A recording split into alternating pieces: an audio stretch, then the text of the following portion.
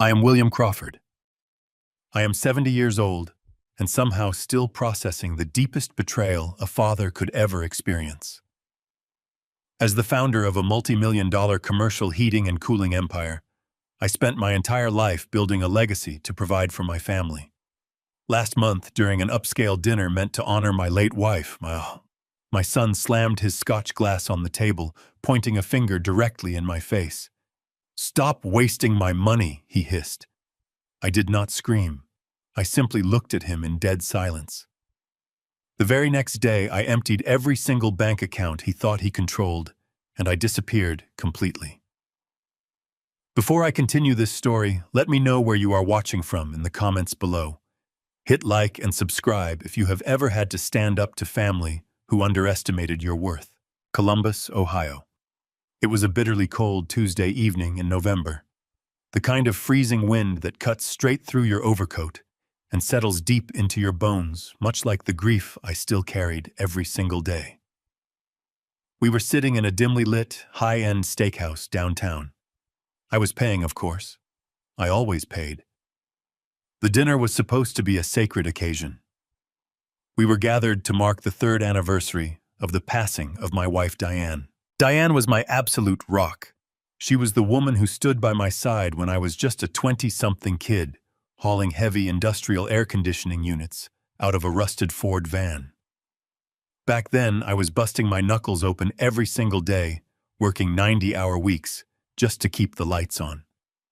She was the heart of our family, the quiet strength behind Crawford Commercial HVAC.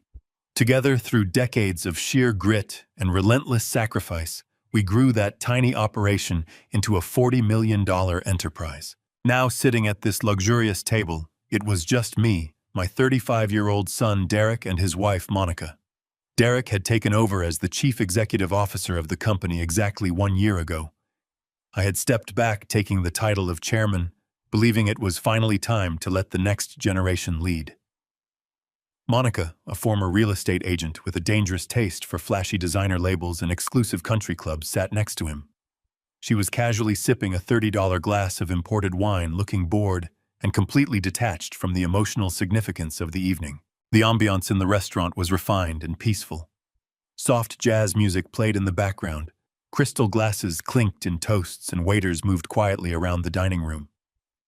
But our table felt suffocatingly heavy. There was a palpable toxic tension hanging in the air that I had been trying to ignore for months. Derek had been acting strange, distant, and increasingly arrogant, but I had continuously made excuses for him. I told myself he was simply adjusting to the immense pressure of running a massive corporation. I was wrong. When the waiter cleared our main courses and poured the last of the wine, I felt it was the right moment to share a personal decision. It was a decision that had been bringing me a rare sense of comfort during a difficult week of mourning. I reached into the breast pocket of my tailored suit jacket and pulled out my personal leather-bound checkbook. I set it gently on the crisp white tablecloth. I looked directly at Derek, searching desperately for a trace of his mother in his eyes. "I have been thinking a lot about your mother this week," I said, keeping my voice steady, calm, and low. "You know how much she loved the St. Jude Community Church. That old building has been struggling with a collapsing roof for over 5 years. Diane always talked about fixing it for them. So to honor her memory tonight, I am going to write a check for $50,000 from my personal savings account to cover the complete restoration of the church roof." I expected a simple nod of approval. I expected perhaps a shared moment of grief, a quiet acknowledgement of the incredible woman who gave him life. I expected my son to understand that this was a deeply personal tribute to the very foundation of our family. Instead, the reaction I received was instantaneous, visceral, and violently explosive. Derek snatched his heavy crystal Scotch glass from the table and slammed it down with such brute, uncontrolled force that the stem completely shattered in his grip. The sharp, terrifying crack of breaking glass echoed instantly through the elegant dining room.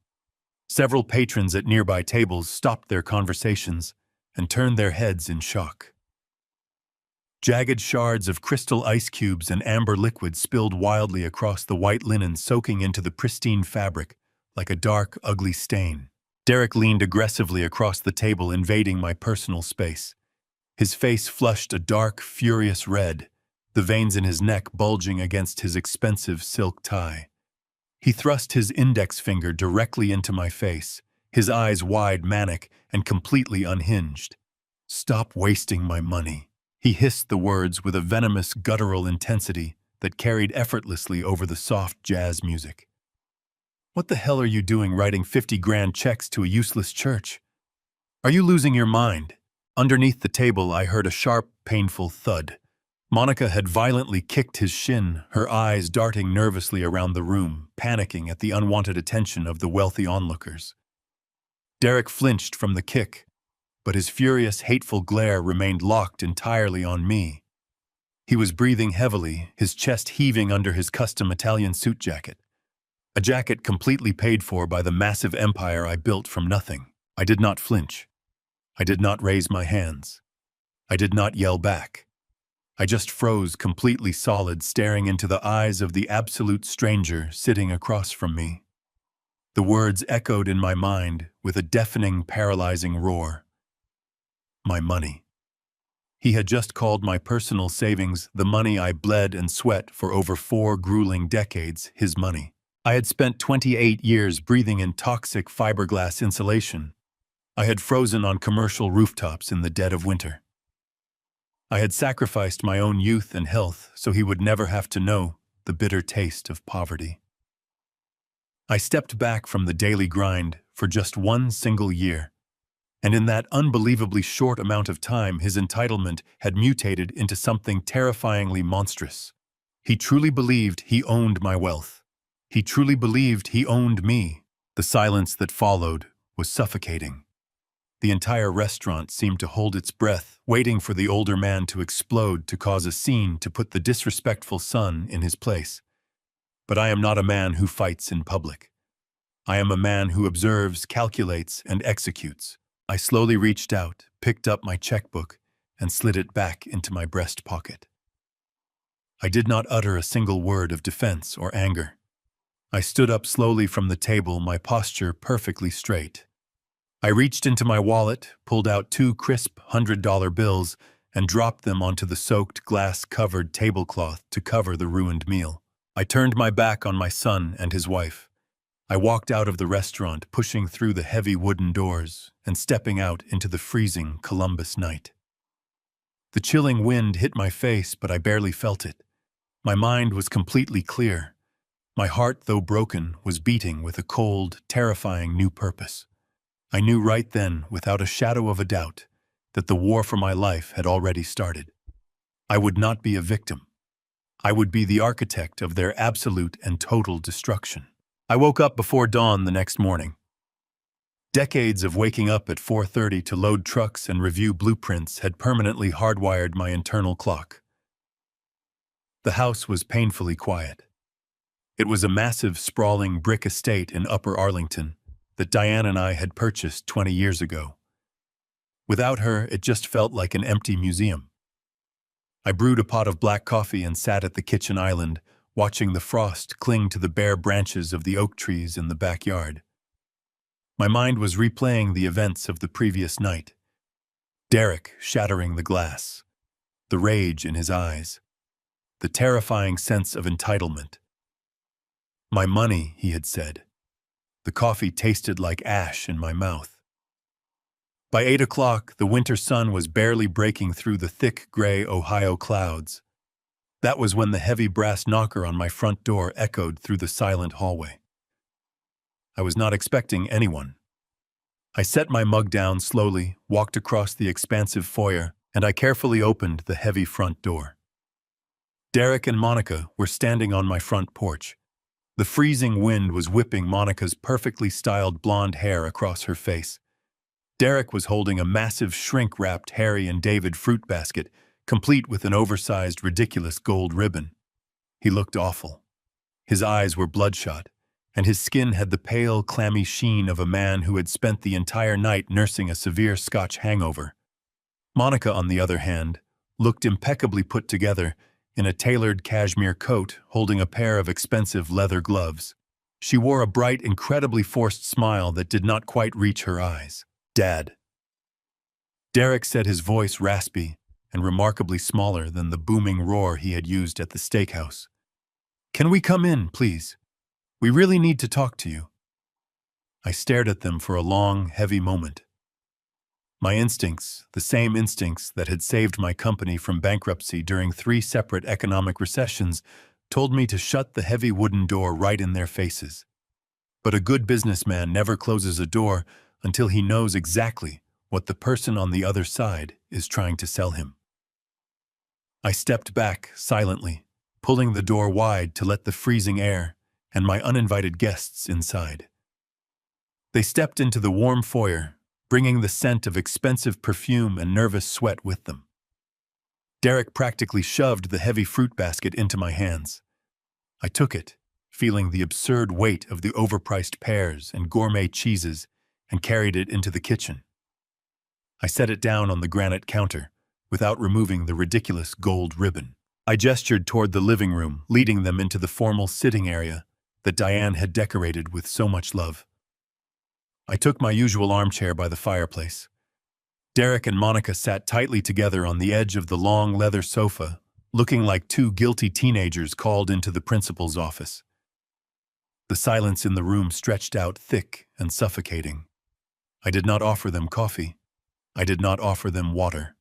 I simply crossed my hands in my lap and waited for them to speak. In negotiations, the first person to break the silence is usually the one who loses. I had the patience of a stone. Derek cracked first. He leaned forward, resting his elbows on his knees, and buried his face in his hands for a brief theatrical second. "Dad, I am so incredibly sorry about last night." He began, his voice laced with manufactured, heavy remorse. "My behavior at the restaurant was completely unacceptable. I was out of line, and I deeply regret causing a scene, especially on the anniversary of Mom passing away. I know how much that meant to you." I remained perfectly still, my expression neutral. I did not offer a nod of forgiveness.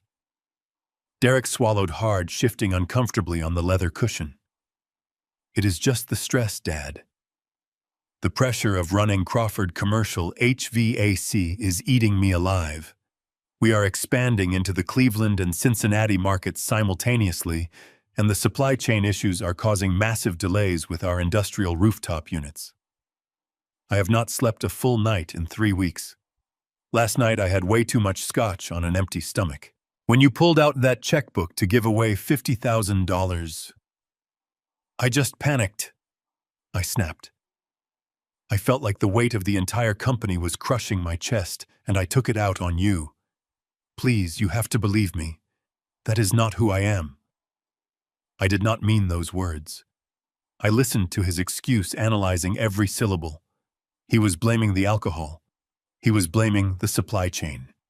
He was blaming the very company I had built and handed over to him on a silver platter. He was taking absolutely zero genuine accountability for the hatred and entitlement that had poured out of his mouth. Before I could even formulate a response to his hollow apology, Monica smoothly leaned forward and placed a manicured, comforting hand over Derek's knee. She looked at me with an expression of profound, sickeningly sweet concern. "It is the absolute truth, William," she said softly. Her voice was pure velvet, dripping with calculated empathy. "Derek has been working himself to the bone to make you proud. But honestly, we have both been terribly worried about you lately. You have been living alone in this massive house for 3 years now. Grief does strange things to the mind." My heart slowed to a steady, cold rhythm. I looked at her. "Worried about me?" I asked, my tone dangerously flat. "Yes," Monica continued without missing a beat. "You are so generous, William. Sometimes too generous. We have been reading these awful reports about elder fraud, about scammers and shady organizations preying on wealthy older men who live alone. People who manipulate grief to extract large donations. When you pulled out your checkbook last night to hand over 50 grand to that old church, Derek just panicked because he wants to protect you. He meant to say our family money, not his money. He was just terrified that you were being taken advantage of by opportunistic strangers. She smiled, tilting her head with a look of practiced maternal concern. It was a brilliant, highly plausible lie. She was painting my act of charity as a symptom of vulnerable senility, and painting Derek's violent outburst as an act of protective love. That is why we quietly took the necessary initiative to set up a family protection trust last week, Monica added smoothly. Just to shield your personal assets from potential scammers. It is just a very standard and necessary safety measure for older high-net-worth individuals. I nodded slowly, forcing the hard lines of my face to soften, pretending to accept their seemingly genuine apology.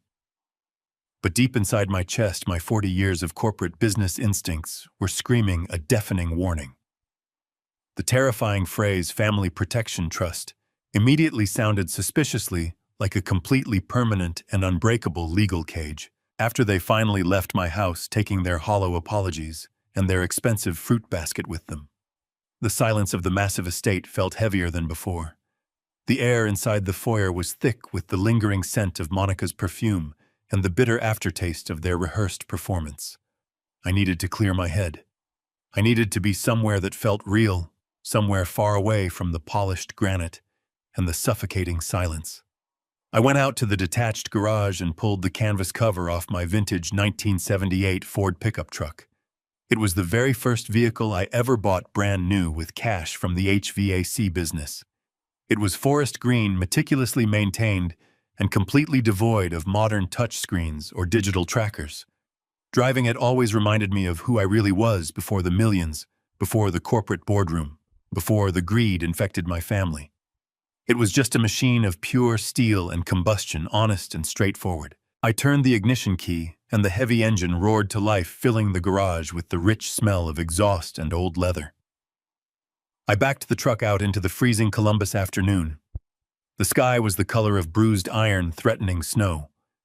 I drove toward the industrial side of town to a small, independent mechanic shop owned by a man named Arthur.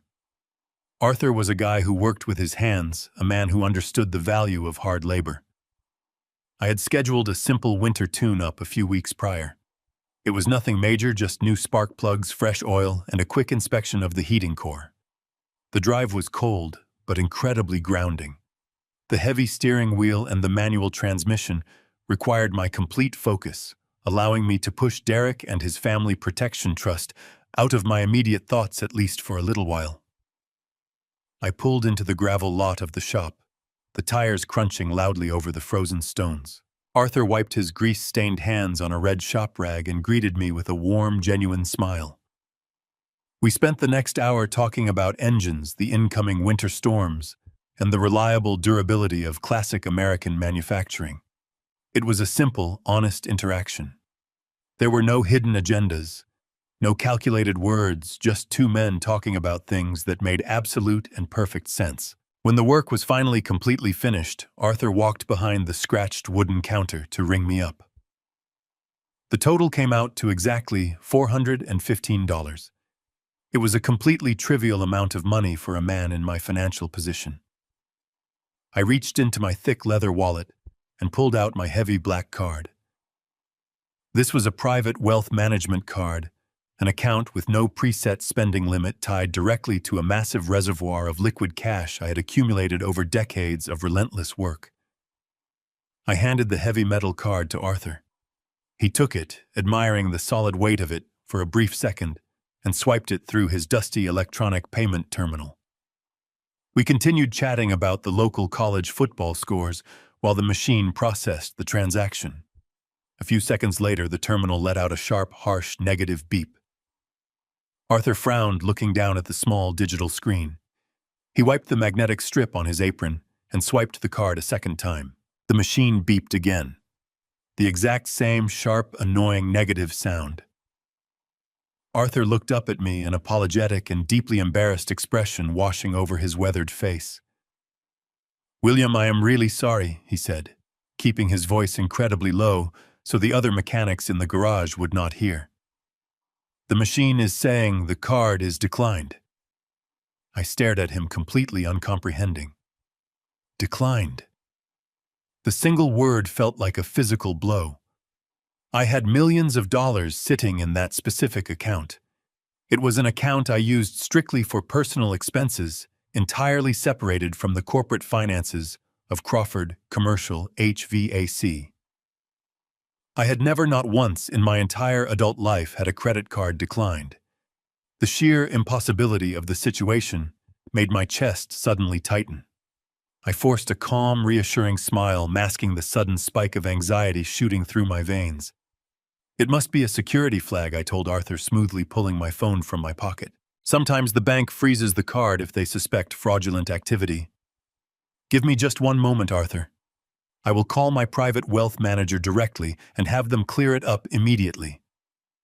I stepped outside the garage, pulling my heavy wool coat tight against the bitter wind. I dialed the direct private extension for my personal banking manager. His name was Richard, a senior executive at a major national bank who handled my portfolio personally. Normally, Richard answered on the very first ring, greeting me with profound, almost overly eager respect. This time, the phone rang 5 times, 6 times, 7 times. Finally, there was a sharp click. Richard answered the line, but his voice did not project the usual confident professional warmth. He sounded hesitant, breathless, and incredibly terrified. "Hello, William," he stammered, his words stumbling over one another in a frantic rush. "Richard," I said, keeping my tone perfectly measured but incredibly firm. "I am standing at a mechanic shop in the freezing cold, and my primary card was just declined for a $400 charge. I need you to lift whatever security hold is currently blocking my funds right this second." The silence on the other end of the line was absolute and absolutely terrifying. I could actually hear Richard swallowing hard, taking a shaky, incredibly unsteady breath. "William, I am so sorry," he finally whispered, his voice trembling with genuine fear. "I cannot lift the hold. I no longer have the legal authorization to allow you access to those funds." The freezing wind whipped across the gravel lot, biting into my exposed skin. But the sudden cold I felt internally was infinitely worse. "What are you talking about, Richard? It is my account. It is my money." "William, please listen to me very carefully," Richard pleaded, his voice dropping to a frantic, hushed whisper. "First thing this morning, your son Derek and a team of 3 corporate attorneys walked directly into my office. They presented a binding court order signed by a local judge. Your accounts have not been flagged for fraud. Your accounts have been entirely frozen under a co-conservatorship order. Derek has been granted temporary emergency control over all your personal finances, a conservatorship. I am a perfectly healthy and capable man. My mind is completely sharp. My blood runs absolutely cold as the horrifying reality slams directly into my chest. The plausible lie from the morning completely shatters into a million jagged pieces right before my eyes. The Family Protection Trust was not designed to shield my money from outside scammers. It was a weapon designed to meticulously strip me of my independence. They aren't protecting my money at all. They have legally locked me out of my own life. The silent war for my absolute freedom has officially and irreversibly begun today. I hung up the phone and stood frozen in the biting winter wind. The gravel under my boots felt unsteady, as if the very earth had suddenly shifted on its axis. A conservatorship. The sheer magnitude of that legal maneuver echoed through my mind, drowning out the ambient noise of the busy mechanic shop behind me. Derek had not just frozen my personal checking accounts. He had executed a calculated, precise legal strike to strip me of my fundamental human autonomy. To the state of Ohio, I was suddenly a legally incapacitated old man, entirely dependent on the supposedly benevolent protection of a son who had orchestrated my financial imprisonment. I did not waste time yelling at the sky or cursing my fate. Panic is a luxury reserved for the unprepared. Instead, I climbed back into the freezing cab of my 1978 Ford pickup truck. I slammed the heavy metal door shut, gripped the freezing steering wheel, and jammed the transmission into gear. I had to see the extent of the damage. I had to know exactly how far the infection had spread into the empire I had built from nothing. I drove straight toward the downtown business district, navigating the gray, slush-covered streets with mechanical precision. My destination was the massive glass and steel headquarters of Crawford Commercial, HVAC. I had laid the literal foundation for that building 20 years ago. I knew every structural beam, every ventilation shaft, and every hidden access panel. It was a monument to my life of relentless labor. But as the towering structure came into view against the bleak winter sky, it no longer looked like my crowning achievement. It looked like a fortress currently occupied by a hostile enemy force. I parked my truck in the adjacent parking garage, intentionally avoiding my reserved spot near the front entrance. I wanted to enter quietly, without drawing attention to my sudden arrival. I walked through the sliding glass doors and stepped into the expansive marble-floored lobby. The familiar hum of corporate activity washed over me.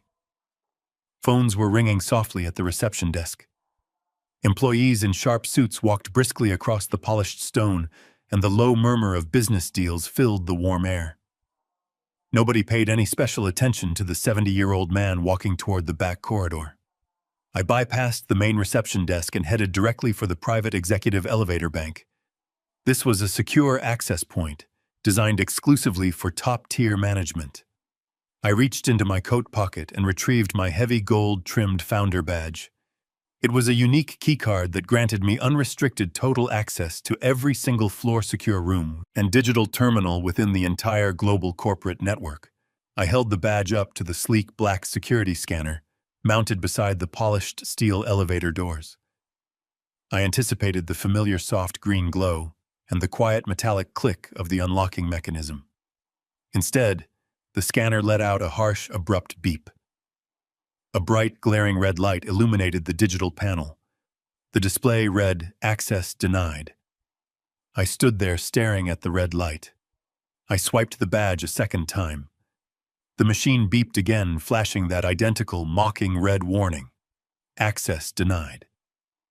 The reality of the situation washed over me like a bucket of ice water. Derek had not just locked me out of my personal bank accounts. He had systematically purged my digital identity from the corporate security mainframe. I was officially a ghost inside the very walls I had paid to construct. My jaw tightened, but I did not create a scene in the lobby. I simply took a step back and leaned casually against the marble wall, blending into the background like an ordinary visitor waiting for a scheduled appointment. I watched the flow of employees moving through the security gates. After about 10 minutes, I spotted a young, incredibly nervous-looking intern balancing a towering stack of cardboard document boxes and 4 oversized cups of coffee. He was fumbling with his security lanyard, desperately trying to scan his badge while keeping the coffee cups from spilling. I recognized the opportunity instantly.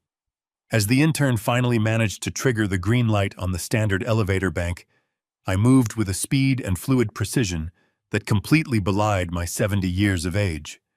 I stepped directly behind him, slipping smoothly through the sliding glass security turnstile right before the heavy doors snapped shut. The intern jumped, nearly dropping his precarious load of cardboard boxes, and looked over his shoulder with wide, terrified eyes. I offered him a calm, reassuring smile, projecting the absolute authority of a man who belonged exactly where he was standing. "Do not worry about it, son," I said smoothly, reaching out to steady the top box of documents. "I left my badge up on the top floor. Just hit the button for the executive suite for me, would you?" The young man nodded frantically, his hands visibly shaking as he pressed the glowing button for the top floor. He had absolutely no idea he was aiding an unauthorized infiltration. The elevator ascended smoothly, carrying me upward into the heart of the occupied territory.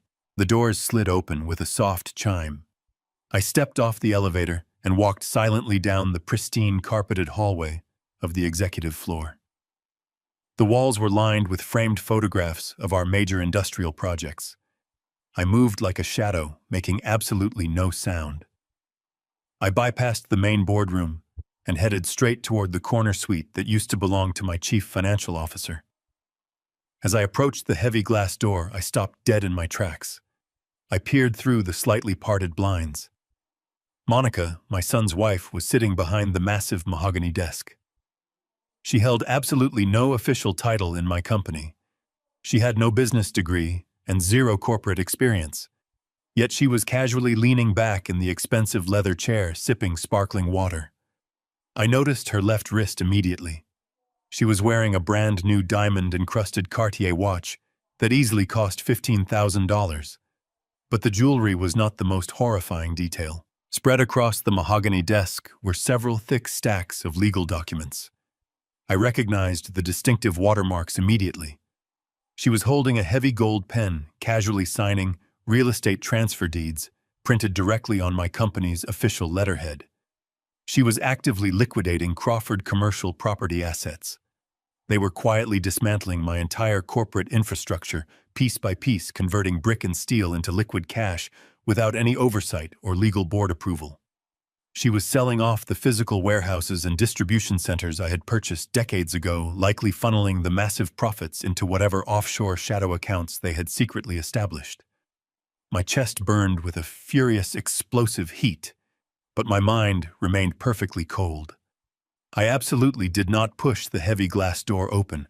I did not storm into the office to confront her. Confrontation without leverage is just noise, and I required absolute leverage. I memorized the scene, turned around, and walked silently back down the carpeted hallway. The silent, catastrophic war for my ultimate survival had officially begun. I got into my heavy vintage Ford and merged onto the interstate, heading far away from the polished glass and steel of the downtown business district. A light snow had just started to fall, coating the cold, gray Ohio highways. I knew better than to contact the corporate legal department at Crawford Commercial HVAC. Those lawyers were technically on my payroll, but their daily checks were now signed by Derek. I needed someone whose loyalty belonged exclusively to me. I needed a man who understood the dirty, brutal reality of corporate warfare and possessed the stomach to fight back. I drove 20 miles outside the city limits to a rusted neon-lit diner, sitting alone on a desolate stretch of highway. It was the kind of place where tired truck drivers drank burnt coffee and nobody asked any questions. I parked around the back and stepped inside. The air was thick with the smell of old cooking grease and cheap bacon. Sitting in the back corner booth, nursing a black coffee, was Rick Dalton. Rick was my former attack dog attorney. He had aggressively defended my company against frivolous lawsuits and hostile takeover attempts for over 30 years before retiring to a quiet life of fishing and bourbon. He possessed a brilliant legal mind and an absolute absence of moral hesitation when protecting his clients. I slid into the cracked vinyl booth across from him. He simply took a sip of his coffee and intensely studied my face. "You look like a man who just watched his own funeral," Rick said, his voice gravelly and low. I laid out the entire timeline with surgical precision. I told him about the horrific anniversary dinner, the shattered crystal glass, and the terrifying rage in Derek's eyes when he screamed about his money. I detailed the theatrical apology the next morning, the fruit basket, and Monica's smooth lie about setting up a family protection trust to shield me from elder fraud. I watched Rick's eyes narrow as I explained the declined card at the mechanic shop, the terrified bank manager, and the sudden reality of the court-ordered co-conservatorship. Finally, I told him about the flashing red light at the executive elevator. I described sneaking up to the top floor and watching Monica, a woman with zero official corporate authority, casually signing commercial real estate transfer deeds on my company letterhead. I told him she was actively liquidating our downtown supply warehouses. Rick set his ceramic coffee mug down heavily on the table. He did not look shocked. He looked deeply, intensely analytical. "A conservatorship," Rick murmured, shaking his head slowly, in genuine disbelief. "That is the absolute nuclear option, William. They did not just temporarily lock your checking accounts. They successfully convinced a presiding judge that you are severely mentally incapacitated. They essentially legally declared that you are no longer a functioning adult capable of managing your own daily affairs. It takes extensive, rigorous documentation to pull a stunt like that off. They would absolutely need a licensed medical professional to sign a sworn affidavit confirming your severe cognitive decline. They have been meticulously planning this corporate and personal coup for many months. I need to know exactly how deep this treacherous knife goes, I said, keeping my voice incredibly steady despite the massive adrenaline spike pounding violently in my chest. I need to know exactly what they have stolen, and I need to know it right this second. Rick did not hesitate for a single moment. He reached into his worn leather briefcase and pulled out a battered laptop. He flipped it open right there on the sticky diner table, completely ignoring the young waitress who walked by to top off his mug. He connected to a secure, encrypted mobile hotspot and began typing furiously. The rapid clacking of the plastic keyboard was the only sound between us for several agonizing suspended minutes. Rick was entirely bypassing the standard public search engines, digging directly into the deeply buried county public records and restricted state judicial databases. I carefully watched the reflection of the glowing screen against his thick reading glasses. His jaw tightened remarkably. The Family Protection Trust is a real entity, Rick said, his eyes scanning the dense legal jargon rapidly scrolling across his monitor. But it is not a protective shield, William. It is a massive financial vacuum. They deliberately structured it as an ironclad, irrevocable trust, specifically naming Derek as the primary controlling trustee and Monica as the secondary. They have already aggressively funneled the vast majority of your liquid personal assets into it. The fraudulent conservatorship gave them the absolute legal authority to move your money instantly without requiring a single authorizing signature from you. You are completely legally locked out of your own life savings. But those commercial real estate transfers you clearly saw Monica signing, that is what truly worries me the absolute most. They are rapidly liquidating your prime commercial properties to immediately generate massive amounts of highly untraceable cash. Rick fell completely silent again, his fingers flying rapidly across the keys as he drastically shifted his search parameters. He swiftly opened a brand new tab, pulling up the secure county property tax assessments and residential deed records. He carefully typed in the specific address of my massive, sprawling brick estate located in Upper Arlington, the beautiful home where Diane and I had joyfully raised our entire family, the quiet home where I had slept peacefully just last night, the grand home I had completely and proudly paid off 20 full years ago. The digital loading icon spun in a continuous, agonizing circle for what felt like an absolute eternity. Finally, the page successfully populated with a dense, complicated block of official government text. Rick abruptly stopped typing. He took a slow, incredibly heavy breath and looked directly up at me. His expression was significantly grimmer than I had ever seen it in our entire 30-year professional relationship. "William," he said quietly, his voice carrying a dark weight that made my stomach instantly drop. "I need you to brace yourself." Rick turned the laptop completely around and slid it across the sticky table so it faced me directly. I looked straight down at the glowing screen. There, in stark black and white digital text, was the official deed to my Upper Arlington estate. But my name was completely gone. In its place, listed as the absolute sole owners of the property, were Derek and Monica Crawford. The date of the fraudulent transfer was stamped clearly at the bottom. It had been executed 3 weeks ago. My signature had been entirely flawlessly forged. My blood ran completely cold. The chilling reality of my dire situation finally crystallized with absolute, terrifying clarity. I did not just lose my company or my bank accounts. I had literally lost my only physical sanctuary. If I went back to that house right now and angrily confronted them with this profound, unforgivable betrayal, they would not just simply ignore me. They could legally evict me on the very spot, call the local police, and have me immediately arrested for trespassing in what used to be my own home. I walked out of that greasy diner with Rick Dalton's grim warning ringing in my ears. The freezing night air hit my face, but I felt absolutely nothing. My own son had forged my signature. He had stolen the very house where his mother had rocked him to sleep. If I drove back to my estate right now, I would be walking into a legal trap. Derek and Monica could have me arrested for trespassing. I climbed into the cab of my vintage pickup truck and drove to a modest motel on the edge of the county line, paying in cash. I sat on the lumpy mattress and stared at the wall.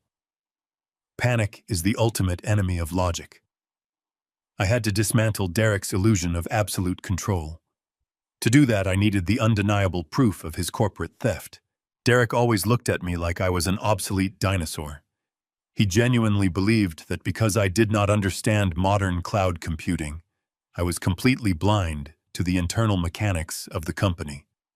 He thought his newly installed corporate firewalls and digital tokens had permanently locked me out of the accounting systems.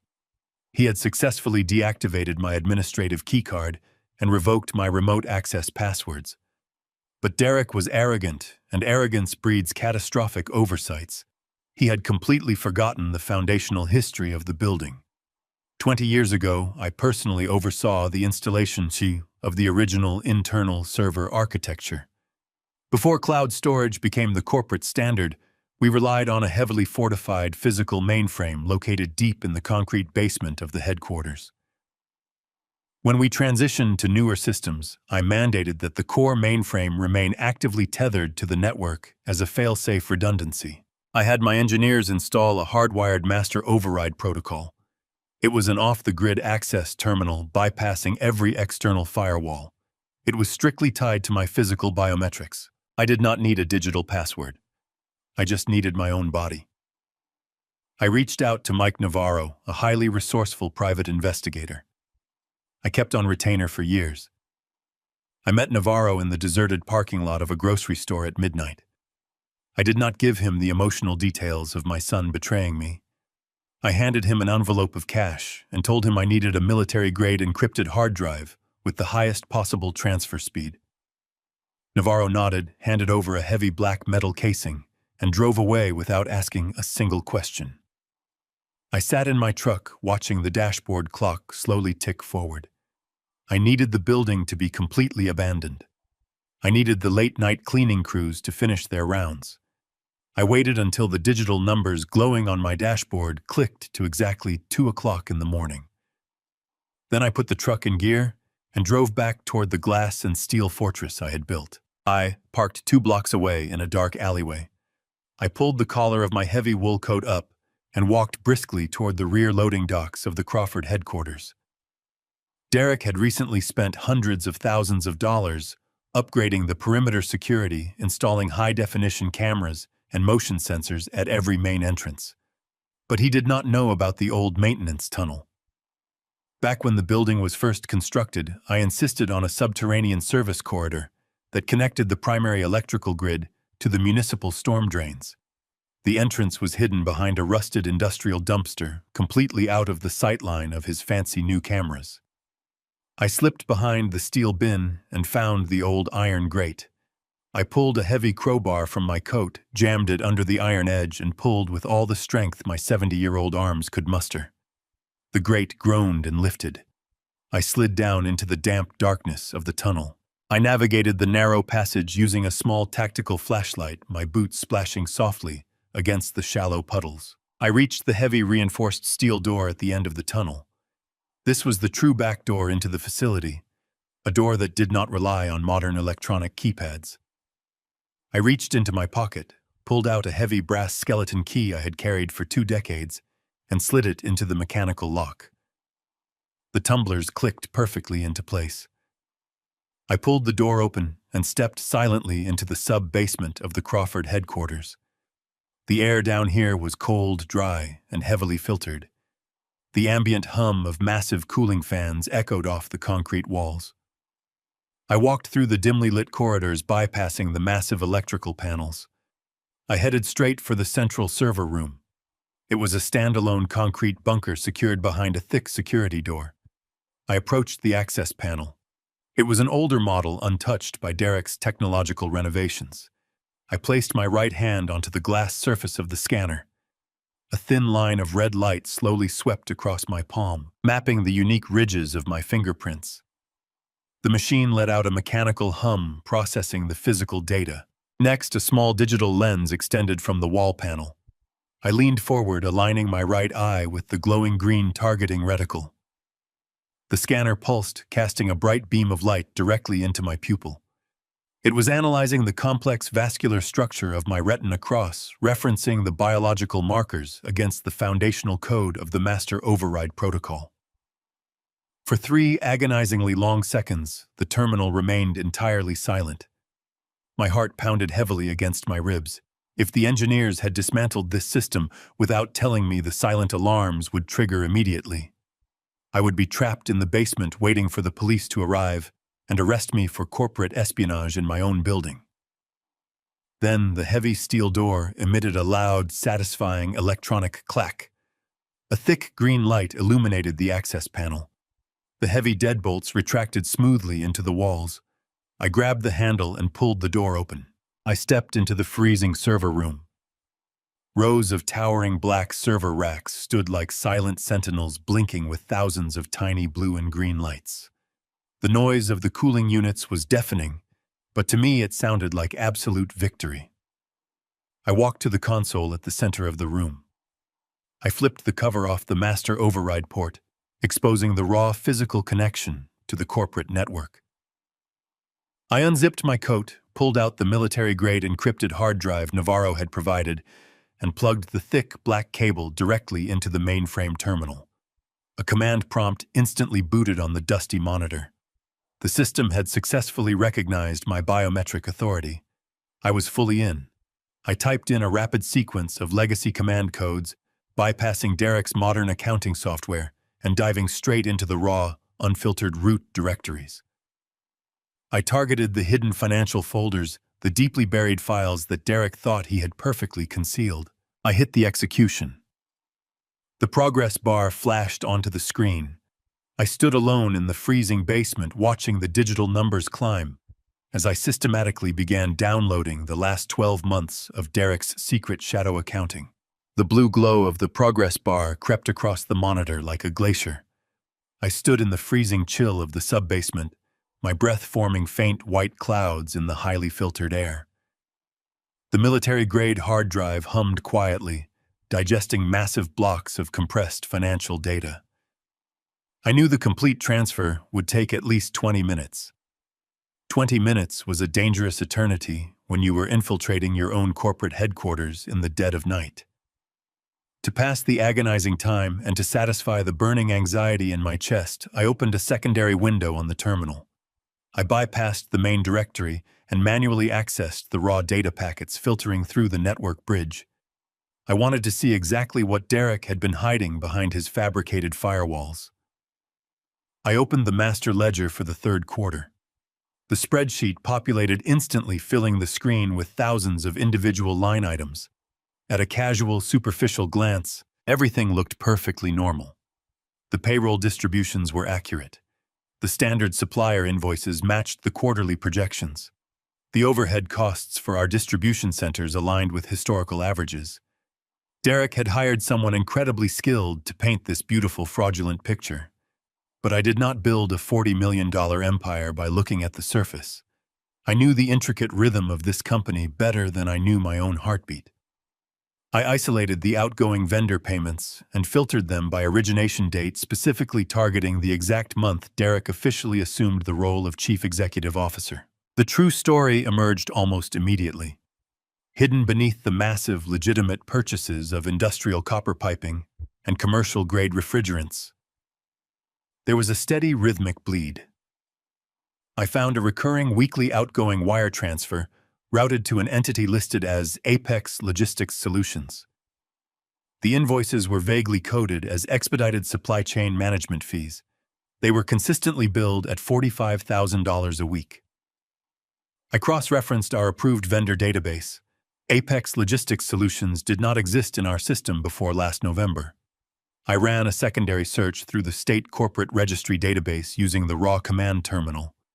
Apex Logistics Solutions was a limited liability company registered to a generic post office box in Delaware. The listed managing director was a corporate proxy firm. It was a classic textbook shell company. My son was bleeding Crawford Commercial HVAC dry. I kept digging, my fingers moving across the plastic keyboard with a cold, mechanical fury. Apex was just the beginning. I uncovered 5 more ghost entities: Horizon Strategic Ventures, Summit Global Purchasing, Pinnacle Consulting Partners.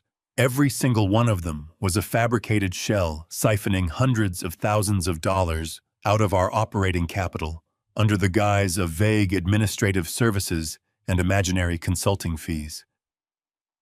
Over the last 12 months, Derek had effortlessly embezzled nearly $4 million directly from the primary operational accounts. The sheer scale of the theft was staggering, but as I scrutinized the balance sheets, a terrifying inconsistency caught my eye. $4 million was a massive hemorrhage, but Crawford Commercial HVAC generated $40 million in annual revenue. A $4 million deficit would certainly hurt our quarterly profit margins, but it would not completely bankrupt the infrastructure. Yet the internal cash flow indicators were flashing severe red warnings. The company was drowning in a severe liquidity crisis. I dug deeper into the central collateral registries, holding my breath as the encrypted files slowly decrypted onto the screen. What I found next made the physical embezzlement look like a minor administrative error. Derek was not merely stealing cash to fund his luxurious lifestyle. He was actively utilizing the entire corporate entity as collateral. I opened a deeply buried directory labeled Offshore Liabilities. My son had taken the physical assets of Crawford Commercial HVAC, the heavy machinery, the sprawling distribution warehouses, the fleet of 300 service trucks, and he had legally pledged them against massive, highly leveraged offshore margin accounts. He was borrowing tens of millions of dollars from unregulated international financial institutions, using the lifeblood of my company to guarantee the massive loans. He was funneling the borrowed capital into high-risk, incredibly volatile foreign exchange markets and aggressive short-term investment strategies. He was playing the ultimate game of financial roulette gambling with the foundation of the empire I had sacrificed my life to build. If those offshore margin calls suddenly failed, the international lenders would legally seize every asset tied to the Crawford name. They would take the warehouses. They would take the trucks. They would take the tools right out of my employees' hands. Derek had effectively strapped a massive financial bomb to the very core of the company, and the timer was ticking down rapidly. My chest tightened with a suffocating, blinding rage. I gripped the edge of the metal server rack, my knuckles turning completely white. He had looked me straight in the eye at that high-end steakhouse, slammed his crystal glass on the table, and screamed about me wasting his money. He was projecting his own catastrophic financial ruin directly onto me. He needed the Family Protection Trust to absorb my personal wealth because he had decimated the corporate wealth. The progress bar on the monitor finally hit 100%. A green notification box popped onto the screen confirming the massive data transfer was completely successful. I ejected the military-grade hard drive from the port and slipped it deep into the inside pocket of my thick winter wool coat. I closed the raw command terminal, wiping my digital footprint from the master override registry to ensure Derek's technology team would never realize I had breached their fortress. I sealed the access port tight and stepped back into the dark, freezing concrete corridor of the sub-basement. The heavy steel security door clicked shut loudly behind me, re-engaging the massive internal deadbolts automatically with a heavy thud. I finally possessed the raw financial data. I possessed the undeniable proof of his offshore financial fraud and the devastating, reckless collateralization of my entire life's work. I could hand this encrypted hard drive to the federal authorities in the morning and watch my son be carried away from his office in steel handcuffs. But the raw financial data alone was simply not enough. The accounting ledgers definitively proved the underlying mechanics of the corporate theft, but they completely failed to reveal their tactical strategy. Derek and Monica had successfully orchestrated a fraudulent medical conservatorship to strip away my human rights and steal my home. They obviously possessed a specific, meticulously coordinated physical plan to remove me from the daily equation permanently. I desperately needed to know exactly when they intended to execute their final devastating blow against me. I needed to know their exact timeline before they could manage to blindside me again with another devastating legal or medical attack. I could not simply leave the building tonight and passively wait for their invisible trap to suddenly spring completely shut around my neck. I needed active ears directly inside the executive suite. I absolutely needed to hear every single spoken word they exchanged in the complete, undisturbed privacy of that massive, luxurious corner office. I slipped the heavy encrypted hard drive deeper into my thick wool coat and turned my back on the glowing server banks. The concrete sub-basement was eerily quiet as I retraced my steps through the dimly lit corridors. I had secured the raw financial data, but data was merely a historical record of what Derek had already stolen. I needed forward intelligence. I needed the tactical blueprint of their next move against me. To get that, I had to ascend into the belly of the beast. I bypassed the main service elevator, knowing its digital tracking log would record any movement even with an override command. Instead, I moved toward the central concrete stairwell. The heavy steel fire door groaned slightly as I pulled it open. I began the arduous climb to the top floor of the corporate headquarters. The physical exertion burned in my 70-year-old lungs, but the cold fury radiating through my veins pushed me upward. I climbed past the manufacturing floors, the logistics departments, and the human resources divisions.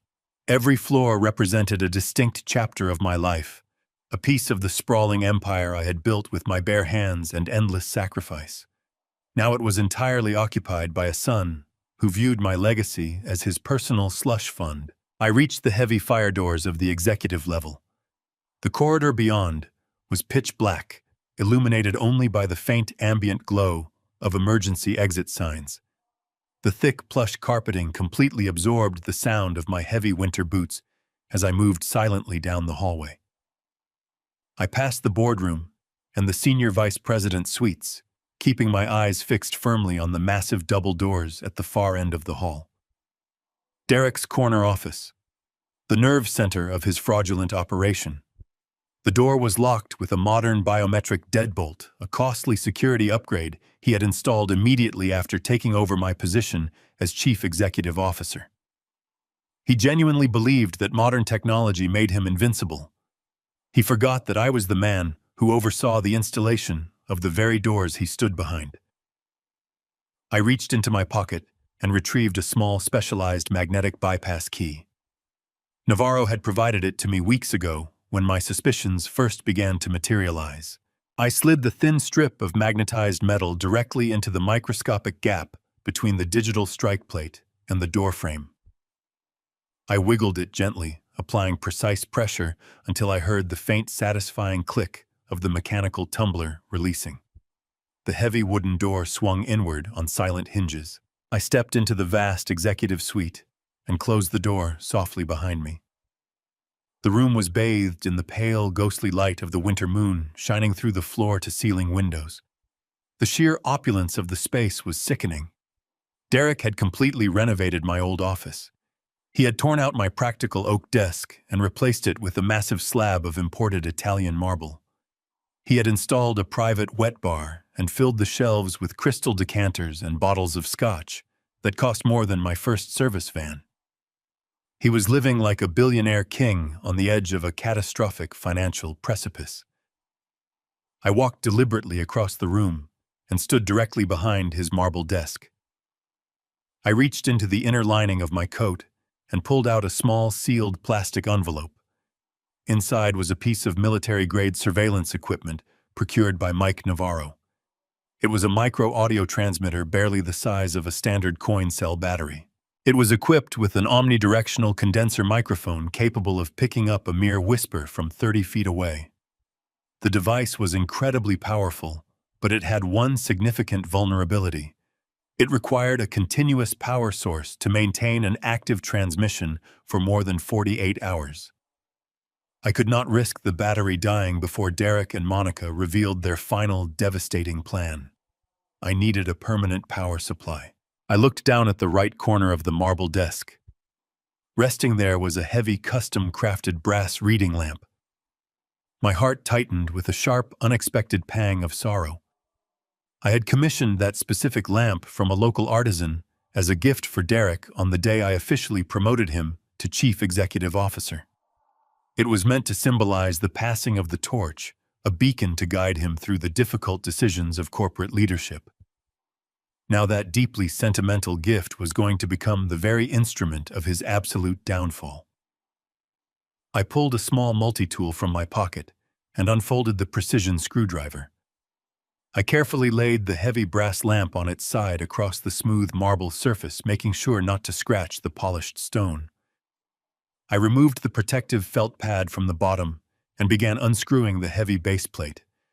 The tiny metal screws yielded easily to my deliberate, steady pressure. I lifted the base plate away, exposing the internal electrical wiring of the lamp.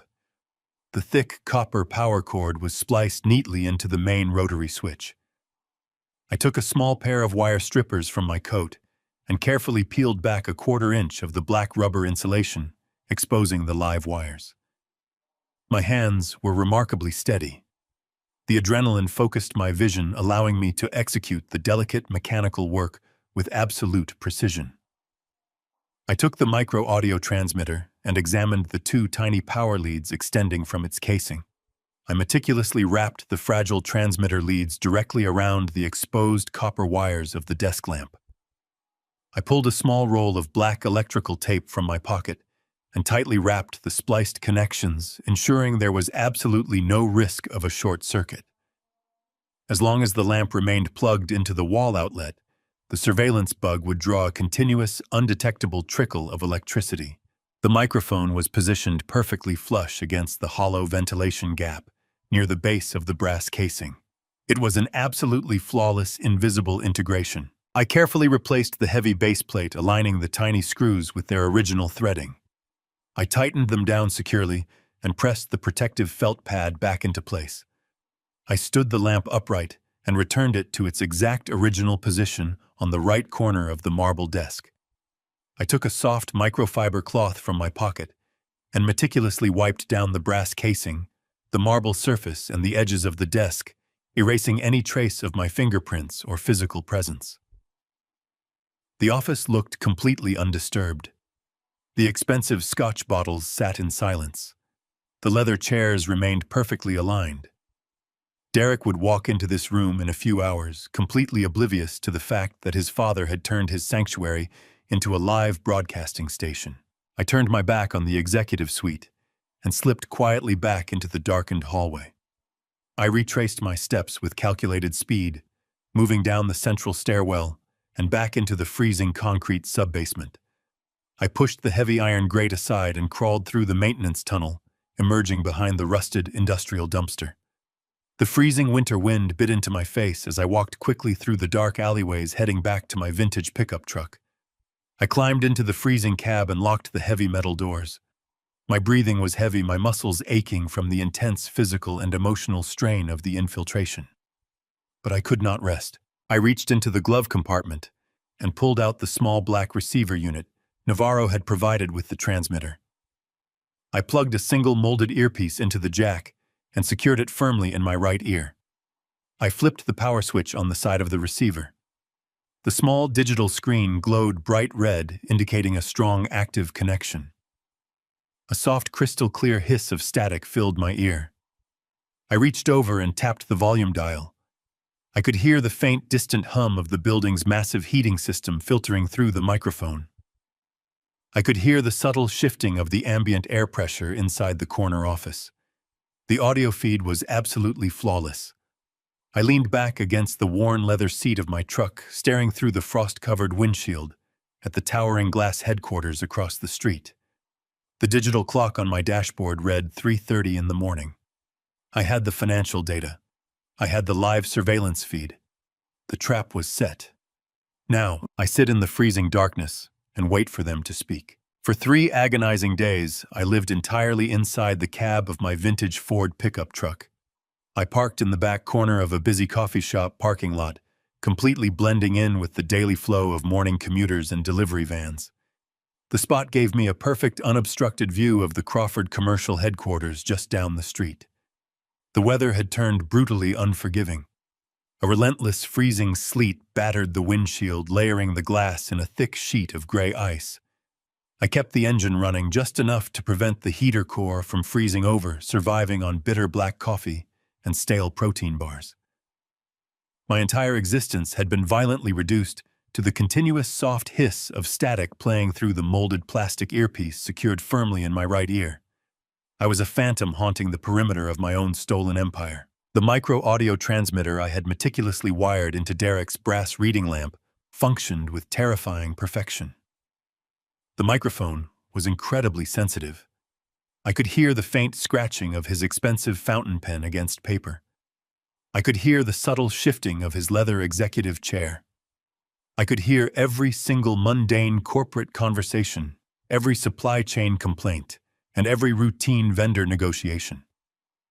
Listening to my son play the role of the visionary chief executive officer made my stomach churn with a sickening blend of profound sorrow and escalating rage. He sounded so incredibly confident, projecting the false authority of a self-made man, completely ignoring the fact that he was standing on the foundation of my lifetime of grueling labor. But I did not let my focus waver for a single second. Patience is the ultimate weapon of an experienced hunter. I knew they would eventually slip. I knew the silence would break. On the afternoon of the third day, the freezing sleet finally transitioned into a heavy, blinding snowstorm. The sky above Columbus darkened prematurely, casting a grim, oppressive shadow over the sprawling industrial district. The coffee shop parking lot began to empty out as people rushed home to escape the treacherous road conditions. I remained perfectly still in the driver's seat, my hands resting heavily on the cold steering wheel. I adjusted the volume dial on the black receiver unit resting on the passenger seat, amplifying the audio feed to block out the rhythmic thumping of the truck windshield wipers. Derek was wrapping up a phone call with a regional logistics manager, discussing delays in commercial freight shipping. His tone was dismissive and arrogant, lacking the fundamental respect required to manage a blue-collar workforce. I shook my head in the dark cabin of the truck. He fundamentally misunderstood the mechanics of respect. When the call finally disconnected, a brief, heavy silence settled over the executive corner office. Then I heard the unmistakable sound of the heavy wooden door swinging open. The biometric deadbolt clicked loudly, signaling an authorized entry. The sharp, rapid clicking of high heels echoed sharply across the imported marble floor. It was a distinctive, aggressive stride that I recognized instantly. Monica had arrived. The sudden shift in the atmosphere of the room was completely palpable, even through the tiny earpiece. Derek let out a long, heavy sigh, the manufactured corporate bravado immediately draining from his voice. Monica did not offer a greeting. She did not ask about his day. The clicking of her heels stopped directly in front of the marble desk. "Did the medical certificate completely clear through the county clerk yet?" Monica asked. Her voice was incredibly sharp, laced with a toxic, impatient anxiety that cut straight through the faint static of the transmission. "I swear to God, if there is a single delay in the judicial processing, I am going to lose my mind. That hack psychiatrist charged us $50,000 in untraceable cash just to backdate the evaluation paperwork. He guaranteed the expedited filing. If we do not have the certified judicial stamp by tomorrow morning, I am personally going to his private clinic and demanding a full refund." I sat frozen in the cab of my truck. The bitter cold, seeping through the floorboards, suddenly paled in comparison to the absolute ice flooding my veins. $50,000 in cash. A hack psychiatrist. Backdated evaluation paperwork. My mind raced rapidly, piecing together the horrifying fragments of their calculated conversation. I tightened my grip on the steering wheel, my knuckles turning completely white against the worn green leather. They had not just manipulated the legal system with a standard family trust. They had orchestrated a highly illegal, profoundly malicious medical conspiracy. They had literally purchased a fraudulent medical diagnosis from a corrupt physician to scientifically validate their fabricated claims of my mental incompetence. Derek let out a low, incredibly dark chuckle. It was a sound completely devoid of any human empathy or familial loyalty. It was the sound of pure, unadulterated greed securing a permanent victory. "Relax," Monica Derrick replied, his voice dripping with arrogant, overwhelming satisfaction. "You worry entirely too much." The cash payment completely secured his total cooperation. The doctor was incredibly thorough. He fabricated a comprehensive 3-year medical history detailing a rapid, aggressive cognitive decline. He falsified the clinical observation records, the mandatory memory test results, and the sworn neurological affidavits. The paperwork was absolutely bulletproof. I spoke directly with our lead litigation attorney 20 minutes ago. It is done. The presiding probate judge officially signed off on the Stage 2 Alzheimer's disease diagnosis this morning. The emergency hold has been permanently legally validated. The permanent conservatorship is officially ours. The words hit me like a devastating physical blow to the chest. Stage 2 Alzheimer's disease. The sheer, breathtaking malice of their strategy finally revealed itself in its absolute entirety. They had not just temporarily frozen my personal checking accounts to prevent me from writing charitable donations. They had successfully legally convinced the entire judicial system that my brain was fundamentally broken. They had submitted a completely fabricated, incredibly detailed medical history, proving that I possessed a rapidly deteriorating, incurable neurological disease. By purchasing that specific permanent diagnosis, they had effectively legally erased my mind. I stared blindly through the frost-covered windshield of my truck. The heavy snow continued to fall, burying the city in a thick layer of suffocating white. I was a completely healthy, highly functioning 70-year-old man who had built a massive corporate empire from absolute scratch. But in the eyes of the law, I was now officially a tragic, mindless shell of a human being, entirely dependent on the total mercy of a son who absolutely despised me. The sickening reality settled deeply into my bones. They were not merely stealing my life savings to fund their pathetic, superficial luxury lifestyle. They were intentionally terminating my sovereign legal existence. They had effectively buried me alive inside a permanent, unbreakable medical cage. Once they officially locked me inside an underfunded dementia ward, nobody would ever believe a single word I said. Any desperate plea for help would be dismissed as the tragic rambling of an old man. They bought a fake medical diagnosis to strip away my human rights. The permanent conservatorship was theirs. For 3 agonizing days, I lived entirely inside the cab of my vintage Ford pickup truck. I parked in the back corner of a busy coffee shop parking lot, completely blending in with the daily flow of morning commuters and delivery vans. The spot gave me a perfect, unobstructed view of the Crawford commercial headquarters just down the street. The heavy snow continued to fall, completely blanketing the windshield in a thick, suffocating layer of white ice. I sat perfectly still in the freezing darkness, my breathing shallow. The tiny black receiver unit resting on the passenger seat emitted a faint, continuous hum. Through the molded plastic earpiece, the live audio feed from my former executive office remained flawlessly crisp.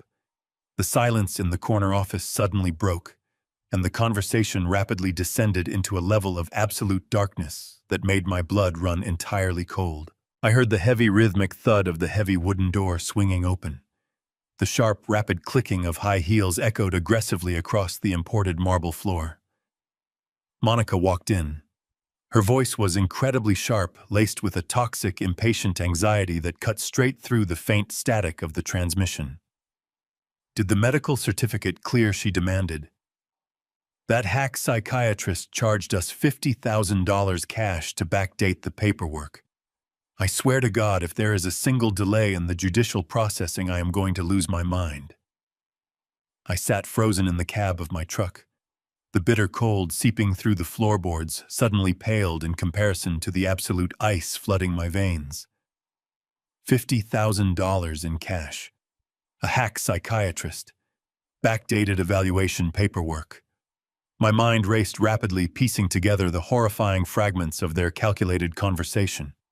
I tightened my grip on the steering wheel, my knuckles turning completely white against the worn green leather. They had successfully orchestrated a highly illegal, profoundly malicious secret medical conspiracy. Derek let out a low, incredibly dark chuckle. It was a sound completely devoid of any human empathy or familial loyalty.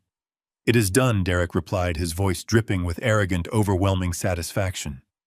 "The court officially signed off on the Stage 2 Alzheimer's disease diagnosis. The permanent conservatorship is ours." The words hit me like a devastating physical blow to the chest. Stage 2 Alzheimer's disease. The sheer, breathtaking malice of their strategy finally revealed itself in its absolute entirety. They had not just temporarily frozen my personal checking accounts to prevent me from writing charitable donations. They had successfully legally convinced the entire judicial system that my brain was fundamentally broken. They had submitted a completely fabricated, incredibly detailed medical history, proving that I possessed a rapidly deteriorating, incurable neurological disease. By purposefully purchasing that highly specific, permanent fake diagnosis, they had effectively legally erased my entire mind. The pacing footsteps suddenly stopped abruptly. I heard the faint clinking of crystal glass against marble. Derek was casually pouring himself another expensive drink, celebrating his magnificent impending victory over the man who had given him everything. "The final logistical phase is completely mapped out and firmly secured," Derek said. "The ambulance is officially scheduled for next Friday at 9 in the morning. They will pick the old man up and take him directly to the lockdown dementia ward at Shady Pines." Shady Pines. The mere utterance of that specific facility name sent a violently cold tremor straight down my spine. It was a notoriously grim, severely underfunded state facility located deep in the forgotten industrial edge of the neighboring county. It was an overcrowded, profoundly bleak concrete fortress, deliberately designed exclusively for the completely forgotten and the desperately destitute. It was a terrible place where severely incapacitated wards of the state were heavily medicated and locked away behind reinforced steel doors and frosted safety glass. Through the earpiece, I heard Monica let out a sharp, genuine laugh. It was a vicious, glittering sound that echoed around the cavernous executive suite. Shady Pines. Monica repeated, her voice dripping with profound amusement and absolute malice. "That is absolutely brilliant, my Derek. Once he is securely locked in the memory ward, nobody will believe a word he says. If he tries to report us for corporate embezzlement, the underpaid nursing staff will simply sedate him and document it as a severe paranoid delusion. He will be entirely neutralized. The physical extraction on Friday morning is merely the final operational cleanup," Derek stated smoothly. "We wire the $12 million in cash to the hidden Cayman accounts on Thursday night and file for corporate bankruptcy on Monday. The entire commercial entity will instantly collapse under the massive weight of the highly leveraged offshore margin debt. We will publicly claim that the old man severely mismanaged the corporate supply chain during his rapid cognitive decline." I squeezed my two eyes tightly shut against the blinding panic. The sheer, breathtaking cruelty of their meticulous strategy was almost entirely impossible to fully comprehend. They were entirely weaponizing the horrific reality of severe cognitive decline to execute an absolutely flawless financial execution. They were maliciously going to chemically straitjacket my mind and permanently bury my voice under layers of heavy state bureaucracy. If I aggressively fought back during the physical extraction next Friday, if I yelled and loudly demanded a lawyer, it would only serve to legally validate the fraudulent medical narrative. The transport team would strictly view my righteous anger as aggressive dementia-induced hostility. I would be violently physically restrained, tightly strapped to a medical gurney, and forcibly injected with heavy sedatives before I even reached the bleak concrete walls of the state asylum. I reached up with a freezing, trembling hand and slowly pulled the molded plastic earpiece out of my right ear. The faint, hissing static was instantly replaced by the loud, howling, bitter winter wind aggressively battering the frosted exterior metal panels of my truck. The chilling reality of their impending devastating timeline was officially completely set. Next Friday, at exactly 9 in the morning, the heavily guarded private ambulance would arrive directly at my front door, to strip away my basic human rights and permanently lock me away in a heavily fortified state asylum. On Thursday night, they would ruthlessly wire $12 million to the untraceable Cayman Islands. On Monday morning, they would completely obliterate the $40 million corporate empire I had relentlessly sacrificed my entire adult life to meticulously construct. They had formulated a perfectly synchronized, utterly flawless, deeply evil plan to thoroughly steal my vast wealth, entirely destroy my proud legacy, and completely erase my human existence. But they had confidently made one absolutely catastrophic, undeniably fatal miscalculation. They firmly believed I was currently lying fast asleep in my stolen house, blissfully unaware of the sharp guillotine swinging rapidly toward my exposed neck. They did not yet truly know I had the military-grade encrypted hard drive resting heavily in my coat pocket. They did not know I had recorded every single damning syllable of their horrific conspiracy. I turned the ignition key, and the heavy engine roared aggressively to life. I jammed the heavy transmission forcefully into drive. The long time for my silent observation was officially over. I pulled away from the curb, my heavy tires crushing the fresh layer of snow that covered the dark pavement. The blizzard was intensifying, but the treacherous road conditions meant absolutely nothing to me now. My mind was sharp-focused entirely on the devastating timeline ticking down in my head. I did not return to the cheap motel. I drove straight through the howling storm toward the affluent suburbs of Dublin, heading directly for Rick Dalton's private residence. It was 4 a.m. when I pulled into his winding, tree-lined driveway. I walked up to the heavy oak front door and pounded my frozen fist against the wood until the porch lights finally flickered on. Rick answered the door, wearing a thick robe, his eyes narrowed in sleep. But the moment he saw the absolute dead-cold look on my face, he did not ask a single question. He simply stepped aside and ushered me into his warm, dimly lit home office. I sat down heavily in a leather wingback chair. I pulled the military-grade encrypted hard drive from my winter coat and set it on his mahogany desk. Then I unclipped the black audio receiver from my belt, placed it next to the drive, and hit the playback button. Rick stood perfectly still, his arms crossed over his chest, as the crystal-clear recording filled the quiet room. He listened to Monica complaining about paying a corrupt psychiatrist $50,000 in cash. He listened to Derek proudly confirming the stage 2 Alzheimer's disease diagnosis. He listened as my own son calmly detailed his plan to have me dragged out of my home on Friday morning by an ambulance crew and permanently locked inside the dementia ward at Shady Pines. He listened to them calculate the exact hour they would wire $12 million to the Cayman Islands and file for corporate bankruptcy. When the recording finally clicked off, the silence in the room was suffocating. Rick slowly walked over to his desk, picked up the encrypted hard drive, and plugged it into his secure forensic computer. He did not offer me any empty platitudes or useless words of comfort. He knew I did not need sympathy. I needed a war plan. Rick launched a series of complex data decryption tools, his eyes scanning the raw financial ledgers I had pulled from the subterranean corporate mainframe. For nearly an hour, the only sounds in the office were the howling wind outside the window and the rapid clicking of Rick's keyboard. He was meticulously tracing the origin points of the massive offshore margin accounts Derek had established. He followed the digital trail of the 6 fabricated shell companies, cross-referencing their outgoing wire transfers with international banking registries. Suddenly, Rick stopped typing. He leaned close to the monitor, reading a deeply buried sequence of transactional codes. He pulled off his reading glasses and rubbed his eyes with a profound, heavy exhaustion. "William," Rick said, his voice entirely devoid of its usual aggressive confidence.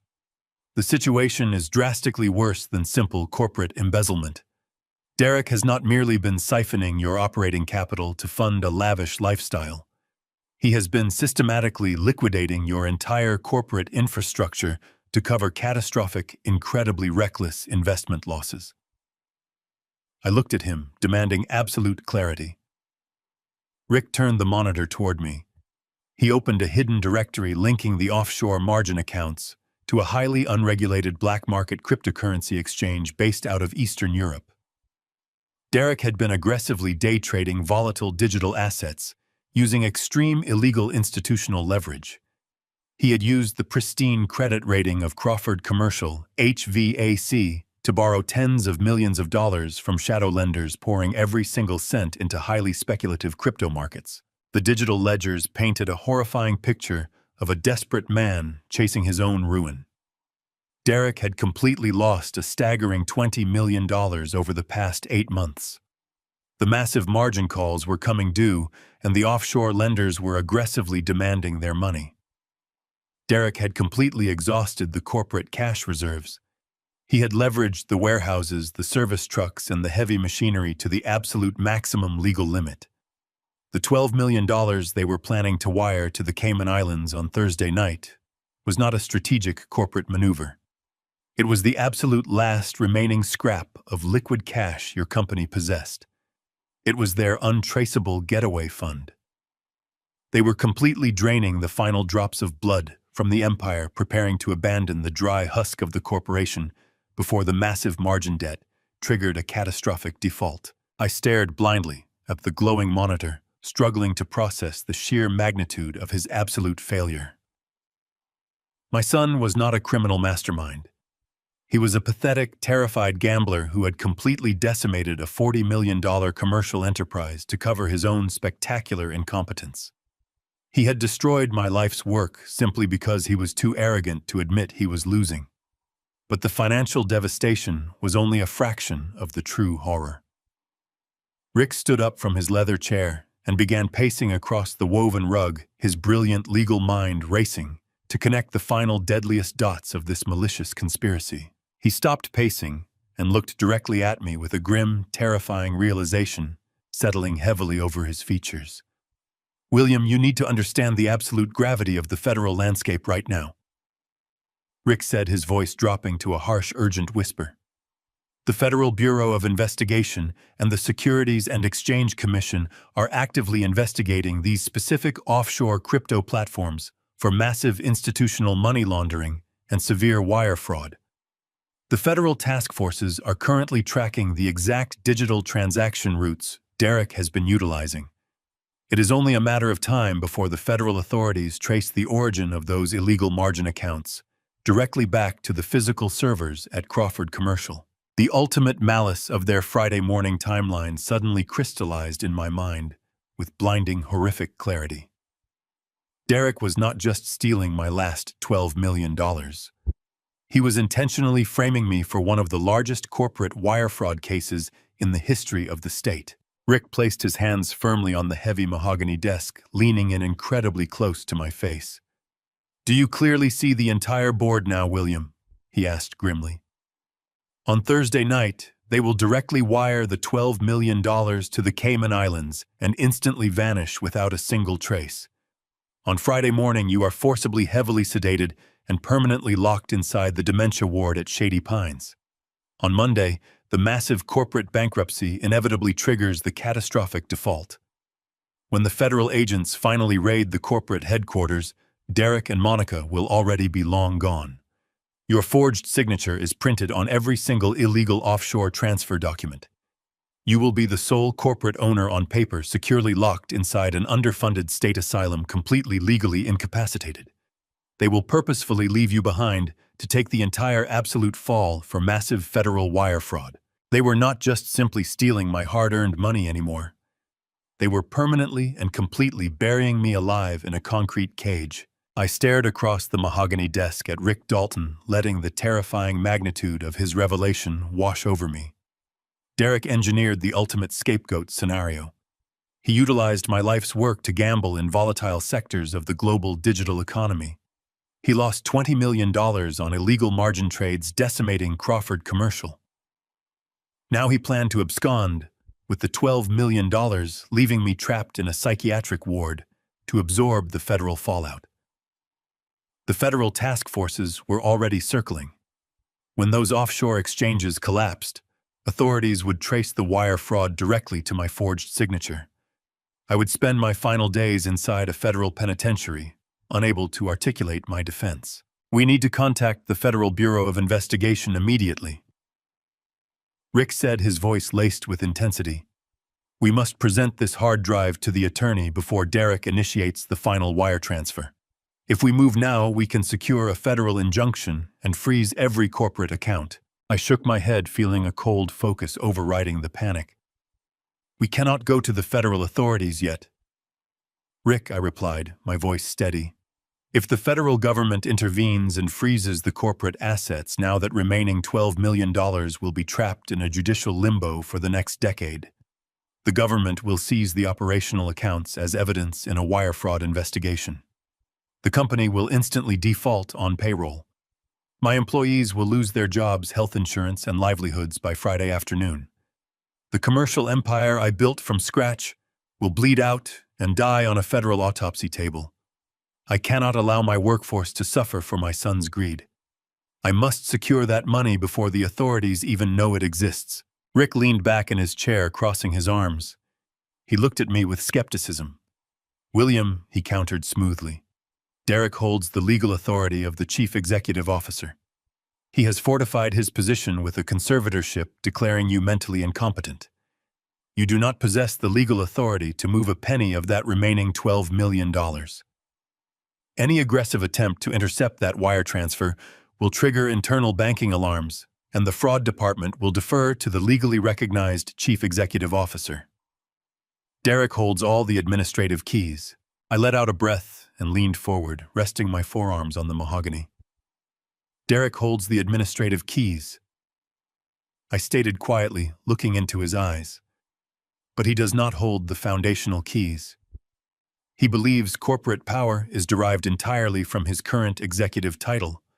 He forgot who authored the original corporate bylaws 28 years ago. I need you to pull up the original corporate charter we drafted when Crawford Commercial first incorporated. I need you to navigate directly to Section 7, Paragraph 4. Rick frowned, confused by my directive. He turned back to his computer, fingers flying across the keyboard as he accessed the archived foundational documents of my company. He opened the original charter from 3 decades ago and scrolled rapidly down the screen. His eyes scanned the legal text. Suddenly, his rapid scrolling stopped. A sharp gasp escaped his lips. He took off his glasses, staring at the monitor in shock. The poison pill. Rick whispered, his voice trembling with realization.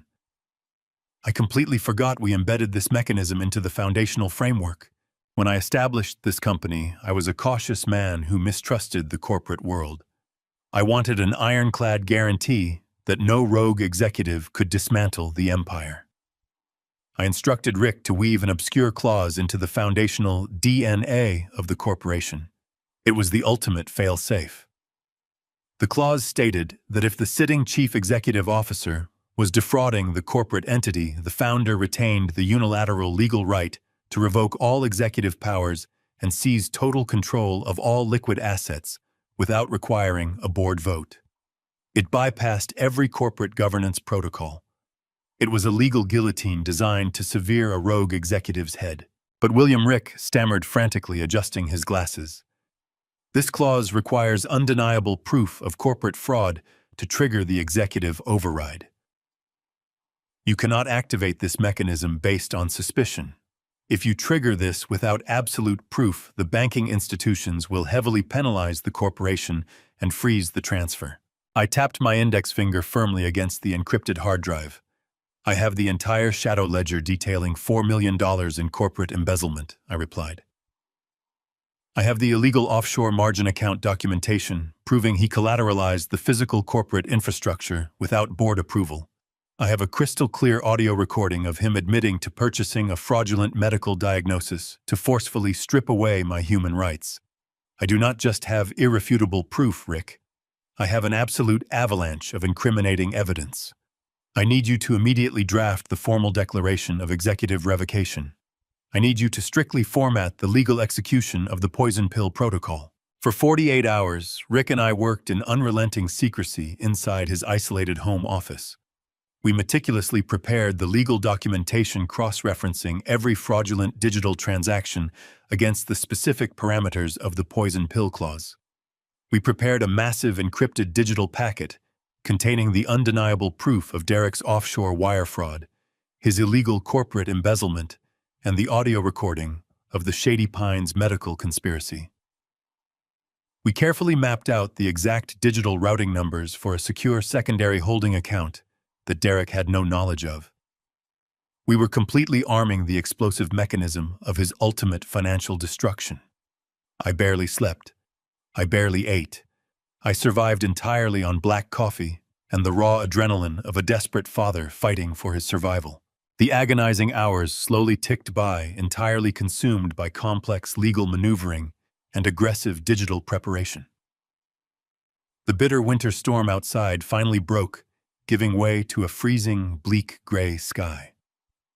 Finally, the highly anticipated Thursday night arrived. The heavy darkness settled over the quiet suburban neighborhood, bringing with it a suffocating, almost unbearable tension. Early tomorrow morning, at exactly 9 o'clock, Derek's armed medical team would arrive at my front door with a fake psychiatric warrant and a powerful sedative. They fully intended to forcefully drag me out of my stolen home and permanently lock me inside a forgotten dementia ward.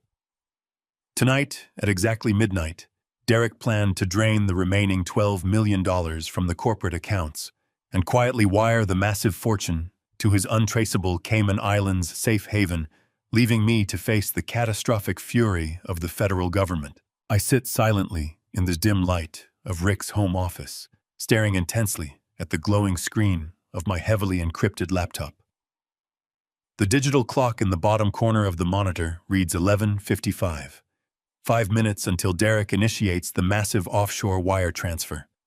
5 minutes until he attempts to execute the final devastating phase of his incredibly evil plan. Rick stands completely still behind me, his breathing shallow, his hands resting heavily on the back of my leather chair. The complex execution protocols are fully loaded. The massive evidence packets are heavily encrypted and perfectly primed for immediate automated distribution. I rest my fingers gently on the keyboard. It is time for the execution. I press the command key instantly, breathing life into the heavy, complicated decryption software we had meticulously compiled over the last 48 hours. The digital clock glowing in the bottom right corner of the monitor shifted to 11:56. The freezing winter wind continued to howl aggressively against the thick glass of Rick Dalton's suburban home office window, but the interior of the room was completely suffocated by an incredibly tense, heavy silence. I took a slow, deep breath, feeling the tremendous weight of the past 30 years settling firmly onto my shoulders. I was about to aggressively dismantle the exact corporate empire I had relentlessly sacrificed my entire adult life to construct. But I was not destroying it out of malice. I was performing a drastic, necessary amputation to safely preserve the final remaining heartbeat of Crawford Commercial. Rick remained standing perfectly still behind my leather chair, his presence a silent, steadfast pillar of legal validation. He had painstakingly drafted the ironclad foundational clauses nearly 3 decades ago. He fundamentally knew the absolute uncompromising legal power of the incredibly legendary poison pill because he personally designed it to be entirely unstoppable. The screen flashed a brilliant stark white before transitioning into the raw, unfiltered command terminal of the primary corporate banking portal. Derek had spent an absolute fortune installing state-of-the-art cybersecurity measures, relying heavily on modern cloud-based biometric tokens and multi-factor digital authentication protocols. He genuinely believed those expensive, shiny digital padlocks made him an untouchable corporate king. But he fundamentally misunderstood the absolute architecture of the system he was trying to hijack. The poison pill protocol did not attempt to politely knock on the front door of his fancy new firewalls. It bypassed the entire modern network entirely utilizing the original hardwired root access codes I had physically embedded into the foundational servers 20 years ago. The master override command sliced through his expensive digital security tokens like a razor-sharp scalpel through thin paper. A harsh green prompt blinked rapidly on the dark monitor, requesting the ultimate biometric authorization sequence. I leaned forward, plugging a small portable fingerprint scanner directly into the USB port of my laptop. I pressed my right thumb firmly against the glowing glass sensor. The machine hummed quietly, verifying my biological identity against the deeply buried foundational corporate registry. A sudden satisfying electronic chime echoed from the laptop speakers. The digital terminal instantly bypassed the final security gateway. I was fully embedded inside the central international wire system of the Crawford Commercial Financial Network.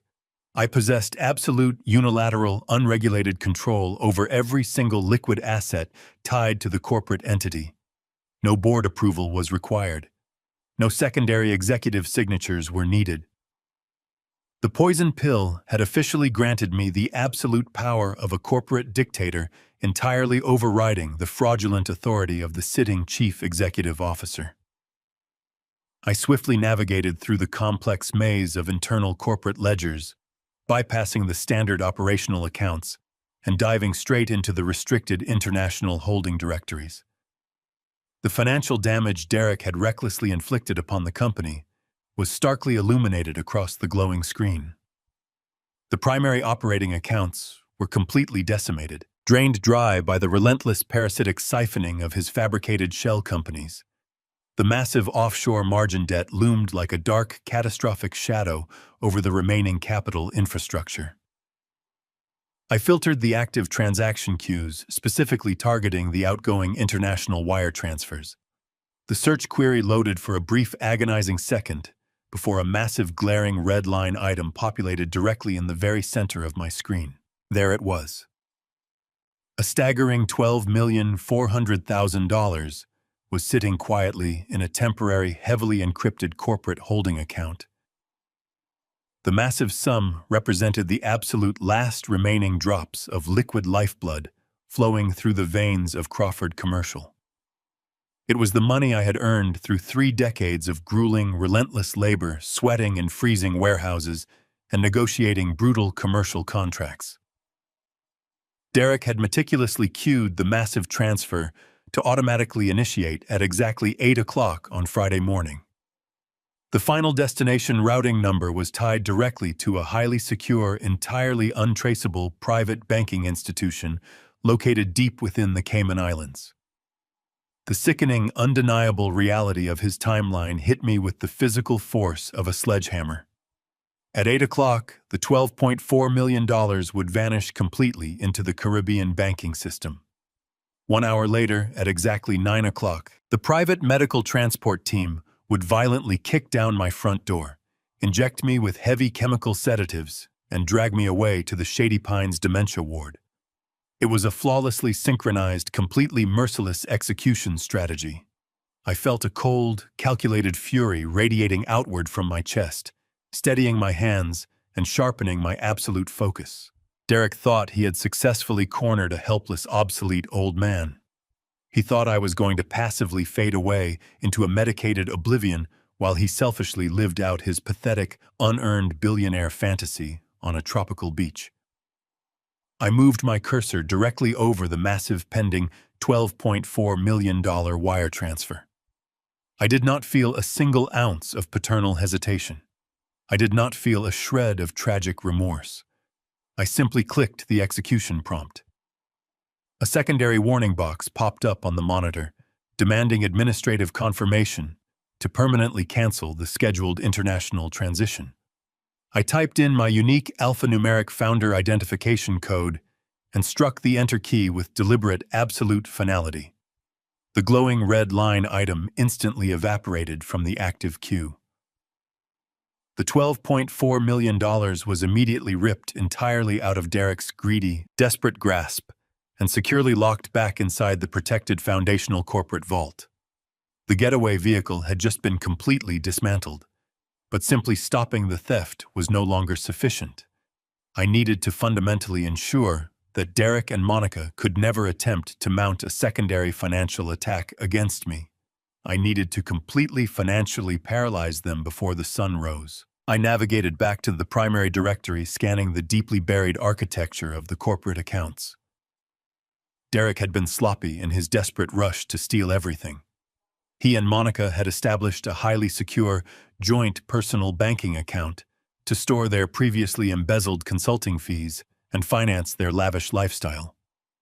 But in order to easily facilitate the continuous flow of stolen corporate funds, they had technically structured their private banking portal as a direct dependent subaccount of the primary Crawford commercial financial umbrella. They foolishly believed that controlling the chief executive position shielded them from any internal administrative scrutiny.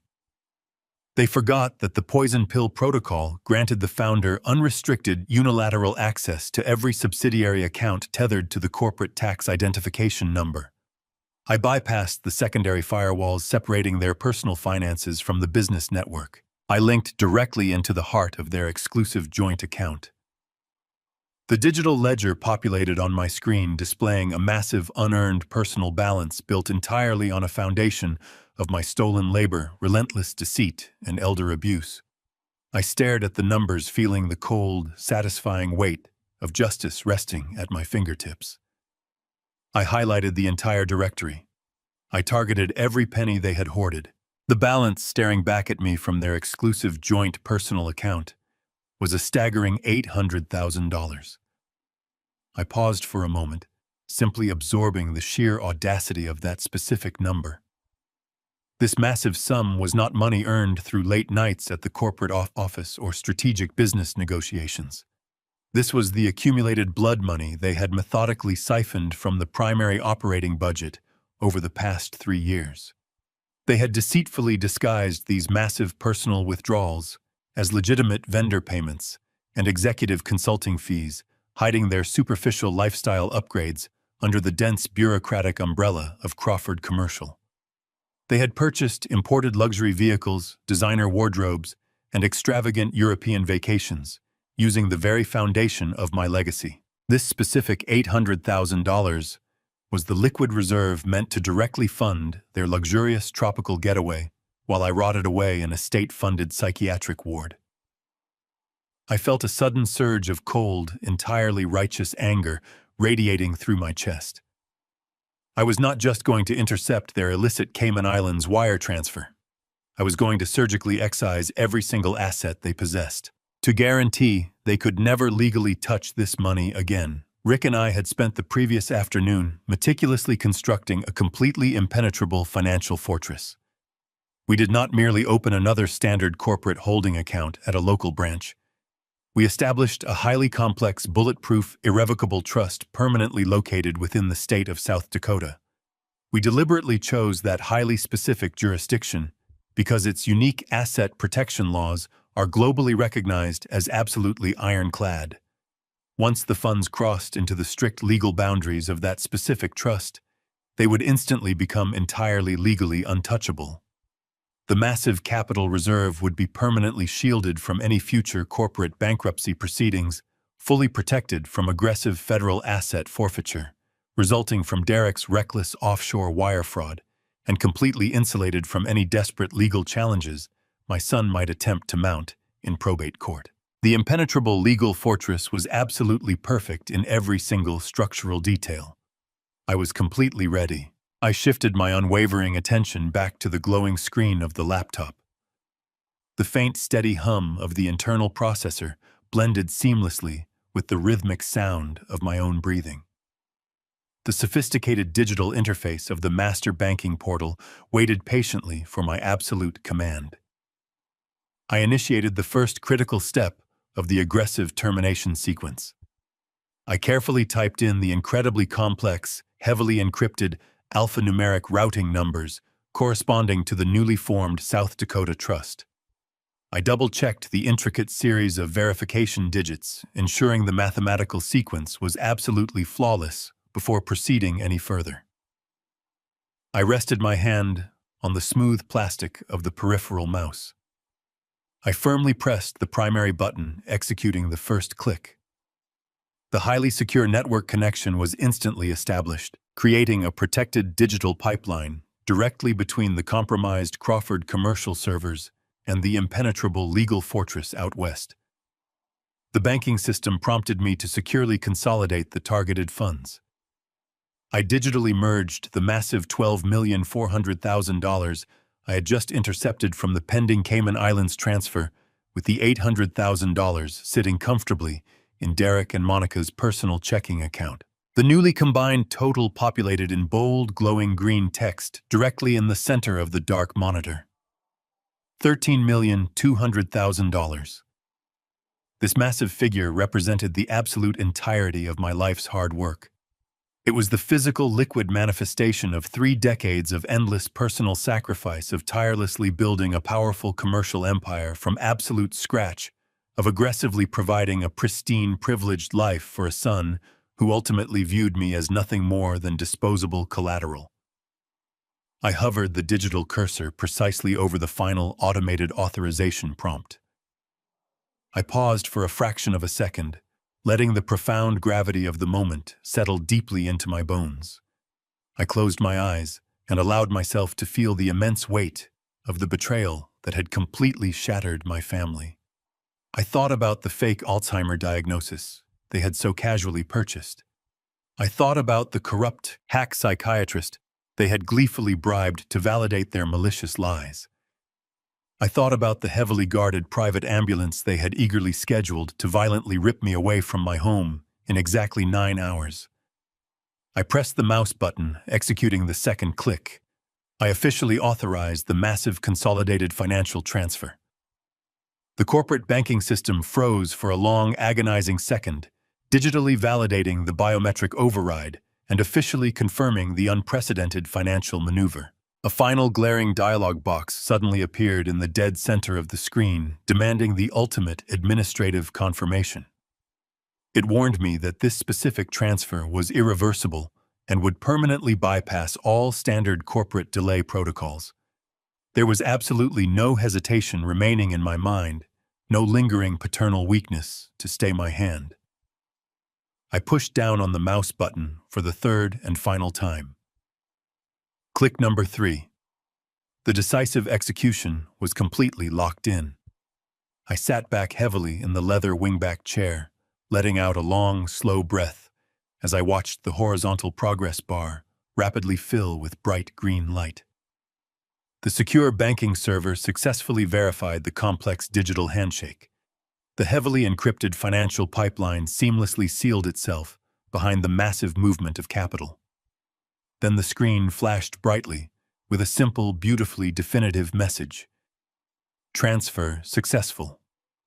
The South Dakota Irrevocable Trust was instantly, legally locked down. The entire massive fortune was now strictly managed by an aggressive, entirely independent third-party law firm. The vast funds were permanently legally inaccessible to Derek under any conceivable circumstances, strictly reserved only for legitimate philanthropic charitable organizations and future innocent descendants. He could never touch a single dime. I leaned forward and navigated back to the primary corporate banking directory for one final crucial verification. I wanted to see the absolute devastation for myself. I navigated through the administrative menus and pulled up the active financial dashboard for Derek and Monica's exclusive joint personal account. I hovered the cursor over the browser navigation controls and hit the refresh key. The banking page reloaded almost instantly over the secure connection. The previous balance of $800,000 was gone, completely wiped from the digital ledger, as if it had never existed. The glowing digital numbers staring back at me on the high-resolution monitor read $0.00. A profound, heavy silence filled the dark room as the finality of my execution washed over me. They were completely, irrevocably ruined. Tomorrow morning, when the heavily armed federal agents finally breached the corporate headquarters, Derek would realize his Cayman getaway fund was utterly vaporized. He would try to access his private accounts to fund a desperate legal defense only to discover absolute nothingness. They had meticulously dug a perfectly calculated, inescapable financial grave intended entirely for me, and with 3 simple clicks, I had effectively shoved them directly into it. The massive, inescapable trap was finally sprung. They had aggressively manufactured their own tragic demise and I was simply delivering the final definitive stroke of absolute corporate justice. The sick, twisted game they decided to aggressively play was entirely over. The financial destruction was complete, but simply erasing their stolen wealth was not enough to balance the scales of justice. Taking their money neutralized their escape, but did not address the fundamental evil of their actions. They crossed a line demanding a much harsher penalty. They aggressively weaponized the medical establishment and legal system to strip away my basic human rights. They coldly planned to imprison me inside an underfunded psychiatric facility, effectively burying me alive so they could steal my life's work without consequence. A simple financial ruin was too merciful for that level of malicious calculation. They needed to face the crushing weight of the law they had so arrogantly sought to manipulate. I turned my attention away from the zeroed-out banking portal and opened a separate, highly secure digital directory located directly on my encrypted desktop. This specific directory contained the gathered arsenal of their absolute downfall. I compiled the extensive digital dossier, ensuring every piece of evidence was perfectly organized for a federal prosecutor to digest. First, I uploaded the horrifying medical documentation. I included the fraudulent Stage 2 Alzheimer's disease diagnosis, complete with the falsified clinical observation records and memory test results they submitted to the probate court. I attached the incriminating digital accounting trails definitively tracing the $50,000 cash bribe directly from their joint personal account to the private offshore shell of the corrupt psychiatrist. The financial footprint of their conspiracy was clear, painting a devastating picture of premeditated elder abuse and systemic judicial fraud. Second, I integrated the crystal-clear audio recordings into the primary evidence folder. I uploaded the pristine transmission captured while sitting in the freezing cab of my vintage Ford pickup truck in the back corner of the coffee shop parking lot. The recording perfectly captured every single damning syllable of their dark corporate conversation. The file preserved Derek proudly boasting about securing the permanent conservatorship through bribery and deceit. It captured Monica sharply, complaining about the agonizing delays in judicial processing. Most importantly, the audio securely documented their exact plan to utilize a heavily guarded private ambulance to extract me from my home on Friday morning and permanently lock me inside the dementia ward at Shady Pines. Hearing their vicious laughter echo through the small speakers of my laptop only hardened my absolute resolve.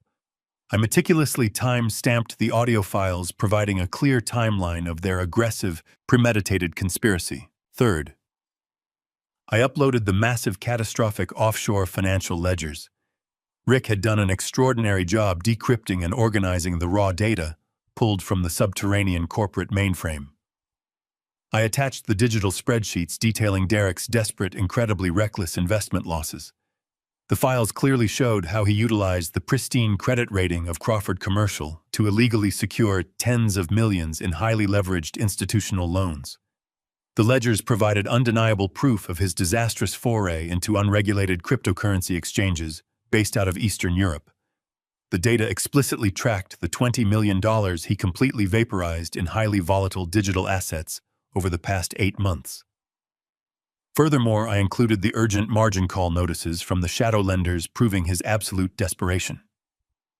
Finally, I attached the definitive banking logs showcasing his ultimate, failed attempt to silently wire the remaining $12,400,000 directly to the untraceable Cayman Islands safe haven. I merged these discrete, highly incriminating components into a single, utterly devastating digital dossier. Every file was meticulously labeled, heavily cross-referenced, and undeniably authenticated by the original corporate servers. With the massive evidence packet fully compiled, I needed to establish a perfectly secure method of delivery. I could not send this explosive information from a standard, easily traceable corporate email address. I needed an utterly anonymous, perfectly secure digital conduit to ensure my physical safety while authorities mobilized. I initiated a highly encrypted, decentralized virtual private network routing my digital signature through dozens of international proxy servers located in various secure jurisdictions across the globe.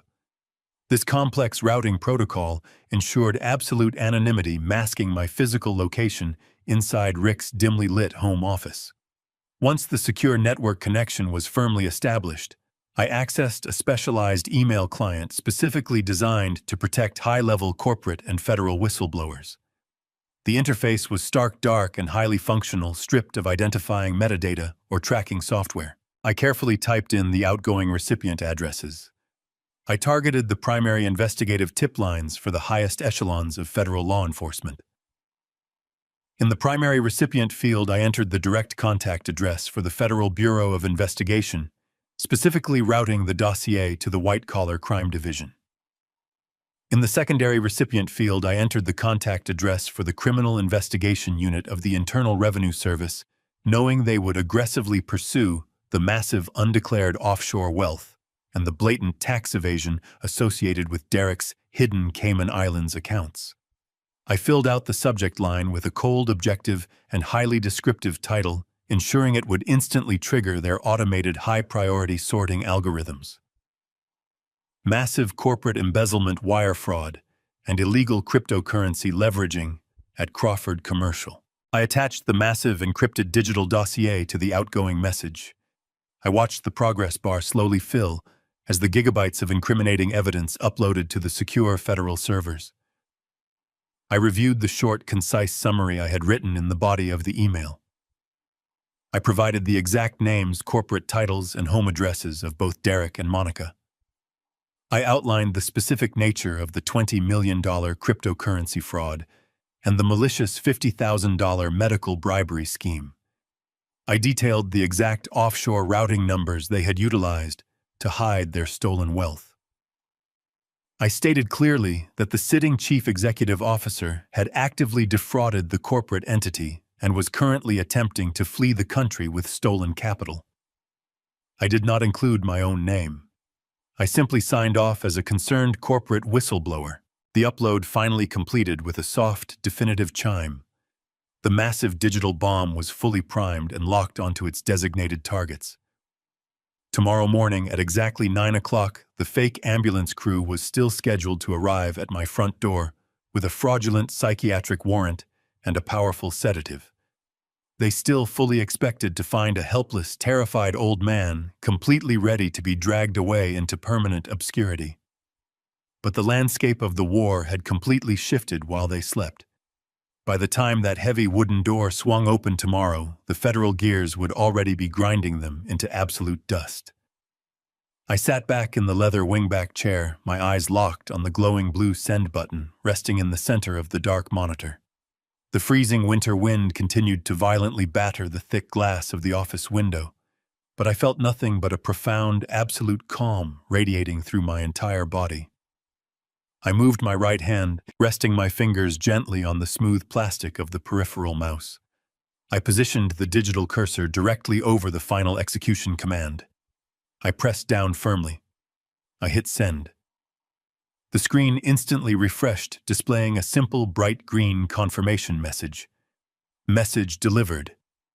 The massive, inescapable federal trap had officially slammed shut on their necks. I sat in the dim glow of Rick Dalton's office long after the confirmation message appeared. The digital trap was set.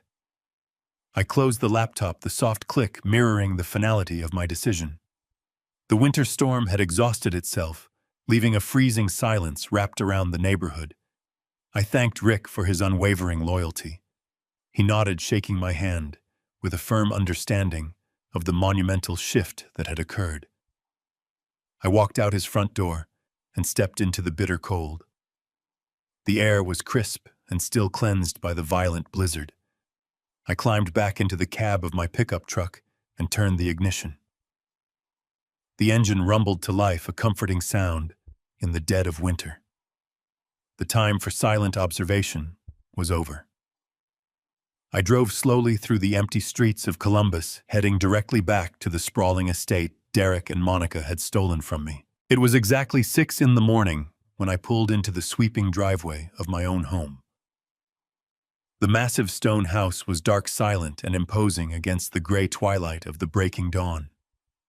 Derek and Monica were undoubtedly still upstairs in the master suite, sleeping the deep sleep of the incredibly greedy. They believed this Friday morning would mark the triumphant culmination of their corporate coup.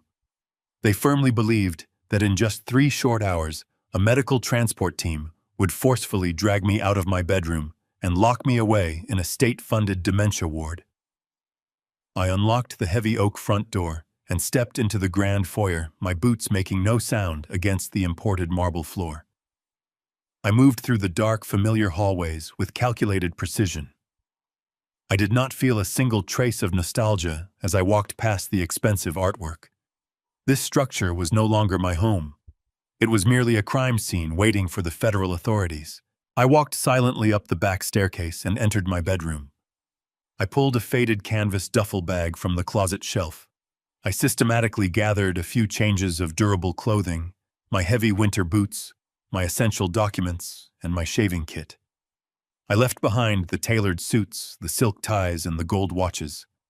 Those items belonged to an executive who no longer existed. I zipped the canvas bag shut, feeling a profound sense of emotional liberation. I was leaving the suffocating weight of their toxic deception entirely behind me. I carried the duffel bag downstairs and walked directly into the pristine custom kitchen. The vast marble island in the center of the room was completely clear-wiped, flawlessly clean by the housekeeping staff. It provided the perfect canvas for the devastating psychological blow I was about to deliver. I unzipped the front pocket of my duffel bag and pulled out the physical copies of the damning documents. I arranged them on the cold marble surface with deliberate geometric precision. First, I placed the fraudulent medical file directly in the center. The bold printed words, Stage 2 Alzheimer's disease diagnosis, stared back at me, a sickening monument to their breathtaking cruelty and lack of human empathy. I placed the detailed invoice from the corrupt psychiatrist right on top of the medical evaluation, clearly highlighting the $50,000 cash bribe they had paid to chemically imprison my mind. Second, I placed the forged corporate property deed next to the medical file. I specifically circled the fraudulent signature on the bottom line, the exact forgery Derek had utilized to illegally transfer the estate directly into his own name. I wanted him to see the physical evidence of the federal felony that would ultimately ensure his stay in a maximum security penitentiary. Third, I pulled my old smartphone from my coat pocket and placed it squarely on top of the forged property documents. I left the device wiped of all personal data, but kept the audio application open on the main screen. I queued up the exact digital timestamp of their horrific parking lot conversation. All Derek had to do was push a single button to hear his own arrogant voice boasting about stealing my corporate empire and plotting my permanent institutionalization. The physical arrangement on the marble island was a stunning masterpiece of absolute retribution. But the presentation still required a final finishing touch to ensure the psychological destruction of my enemies. I reached into the utility drawer and pulled out a bright red permanent marker. I grabbed a blank sheet of stationery paper from the kitchen desk and placed it flat on the marble counter next to the carefully arranged documents. I uncapped the marker and took a slow, deep breath, centering my thoughts. I pressed the tip firmly against the pristine white paper. My handwriting was sharp, jagged, and entirely devoid of any trembling weakness. I wrote the words with a slow, deliberate cadence, ensuring the bright red ink bled heavily into the stationery. I wrote, "Do not bother calling the ambulance." I paused, letting the anger flow directly through my hand and into the marker. I moved down to the next line and continued writing with unforgiving clarity. "And definitely do not bother checking your bank accounts." The message was short, brutal, and utterly devastating. It was the perfect, terrifying realization of their absolute failure. I left the red marker resting on the counter next to the note. When Derek and Monica finally walked down those stairs to eagerly await my medical extraction, they would not find a helpless, medicated old man. They would find the undeniably physical proof of their own impending doom. They would realize in one blinding instant that their Cayman getaway fund was vaporized, that their secret medical conspiracy was exposed, and that the relentless, heavily armed fury of the federal government was already marching directly toward their front door. I picked up my duffel bag and swung the strap over my shoulder. I did not look back at the grand kitchen or marble foyer. I walked out the front door and pulled it shut. The latch clicked loudly in the morning air, sealing the tomb they had carefully dug for themselves. The sky above Columbus was brightening into a pale blue as the sun slowly breached the horizon. I walked down the driveway and climbed into the freezing cab of my pickup truck. I tossed the bag onto the passenger seat and turned the heavy key. The engine roared strong and unburdened. I shifted into gear and pulled away from the estate without a shred of regret. I navigated the quiet streets, merging onto the wide lanes of the interstate. The long road stretched out infinitely before me, clear and free of the toxic deception that had clouded my life for so long. I rolled down the window just a fraction, letting the biting wind rush into the cabin and wash over my face. I was stripped of my massive wealth and my corporate title, but I had successfully preserved the only thing that truly mattered. I had fiercely defended my absolute sovereignty, my brilliant mind, and my human dignity against those who sought to bury me in the dark. I was finally completely free. The heavy wheels of my vintage Ford pickup truck devoured the long stretches of black asphalt as I merged onto Interstate 77. It was exactly 8:15 in the morning. I was steadily driving south, leaving the freezing, miserable winter storms of the relentless Ohio season entirely behind me, deeply eager to embrace the brilliant warmth of the southern states. My destination was the bright, sunny coast of South Carolina, a place where the bitter cold of betrayal could not reach me. Inside the quiet cabin of the truck, the only sound was the steady, rhythmic humming of the powerful engine carrying me toward my new life. I felt a profound, incredible sense of absolute peace settling deep into my bones. The suffocating weight of my massive corporate empire was gone, replaced by a thrilling, pure sense of total freedom. Suddenly, a sharp, piercing electronic ringtone shattered the comfortable morning silence. The aggressive sound came from a cheap, untraceable burner phone resting lightly on the worn passenger seat. I had explicitly purchased the disposable device with untraceable cash just hours before I departed strictly for this exact moment. I calmly reached over, picked up the small plastic phone, and pressed the green accept button. I lifted the cheap speaker to my right ear without saying a single word. "Dad, what did you do?" Derek screamed through the tiny speaker, his voice cracking with sheer, unadulterated panic. I listened to the magnificent sound of his entire world actively collapsing into absolute ruin.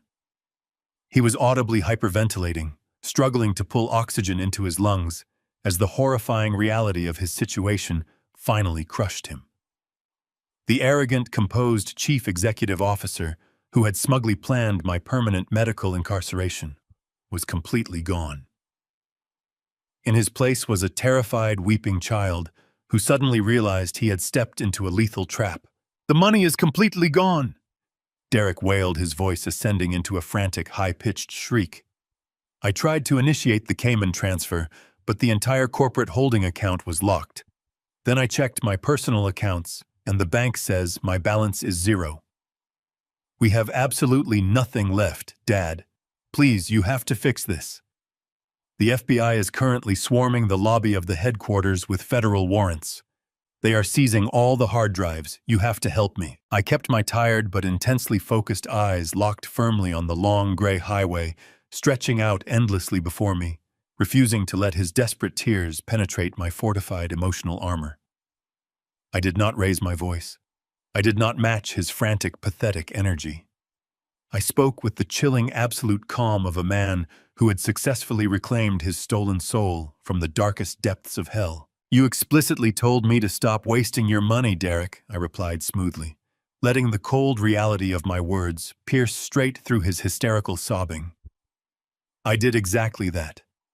I secured the funds, exposed your medical conspiracy, and handed your illegal cryptocurrency ledgers directly to the federal government.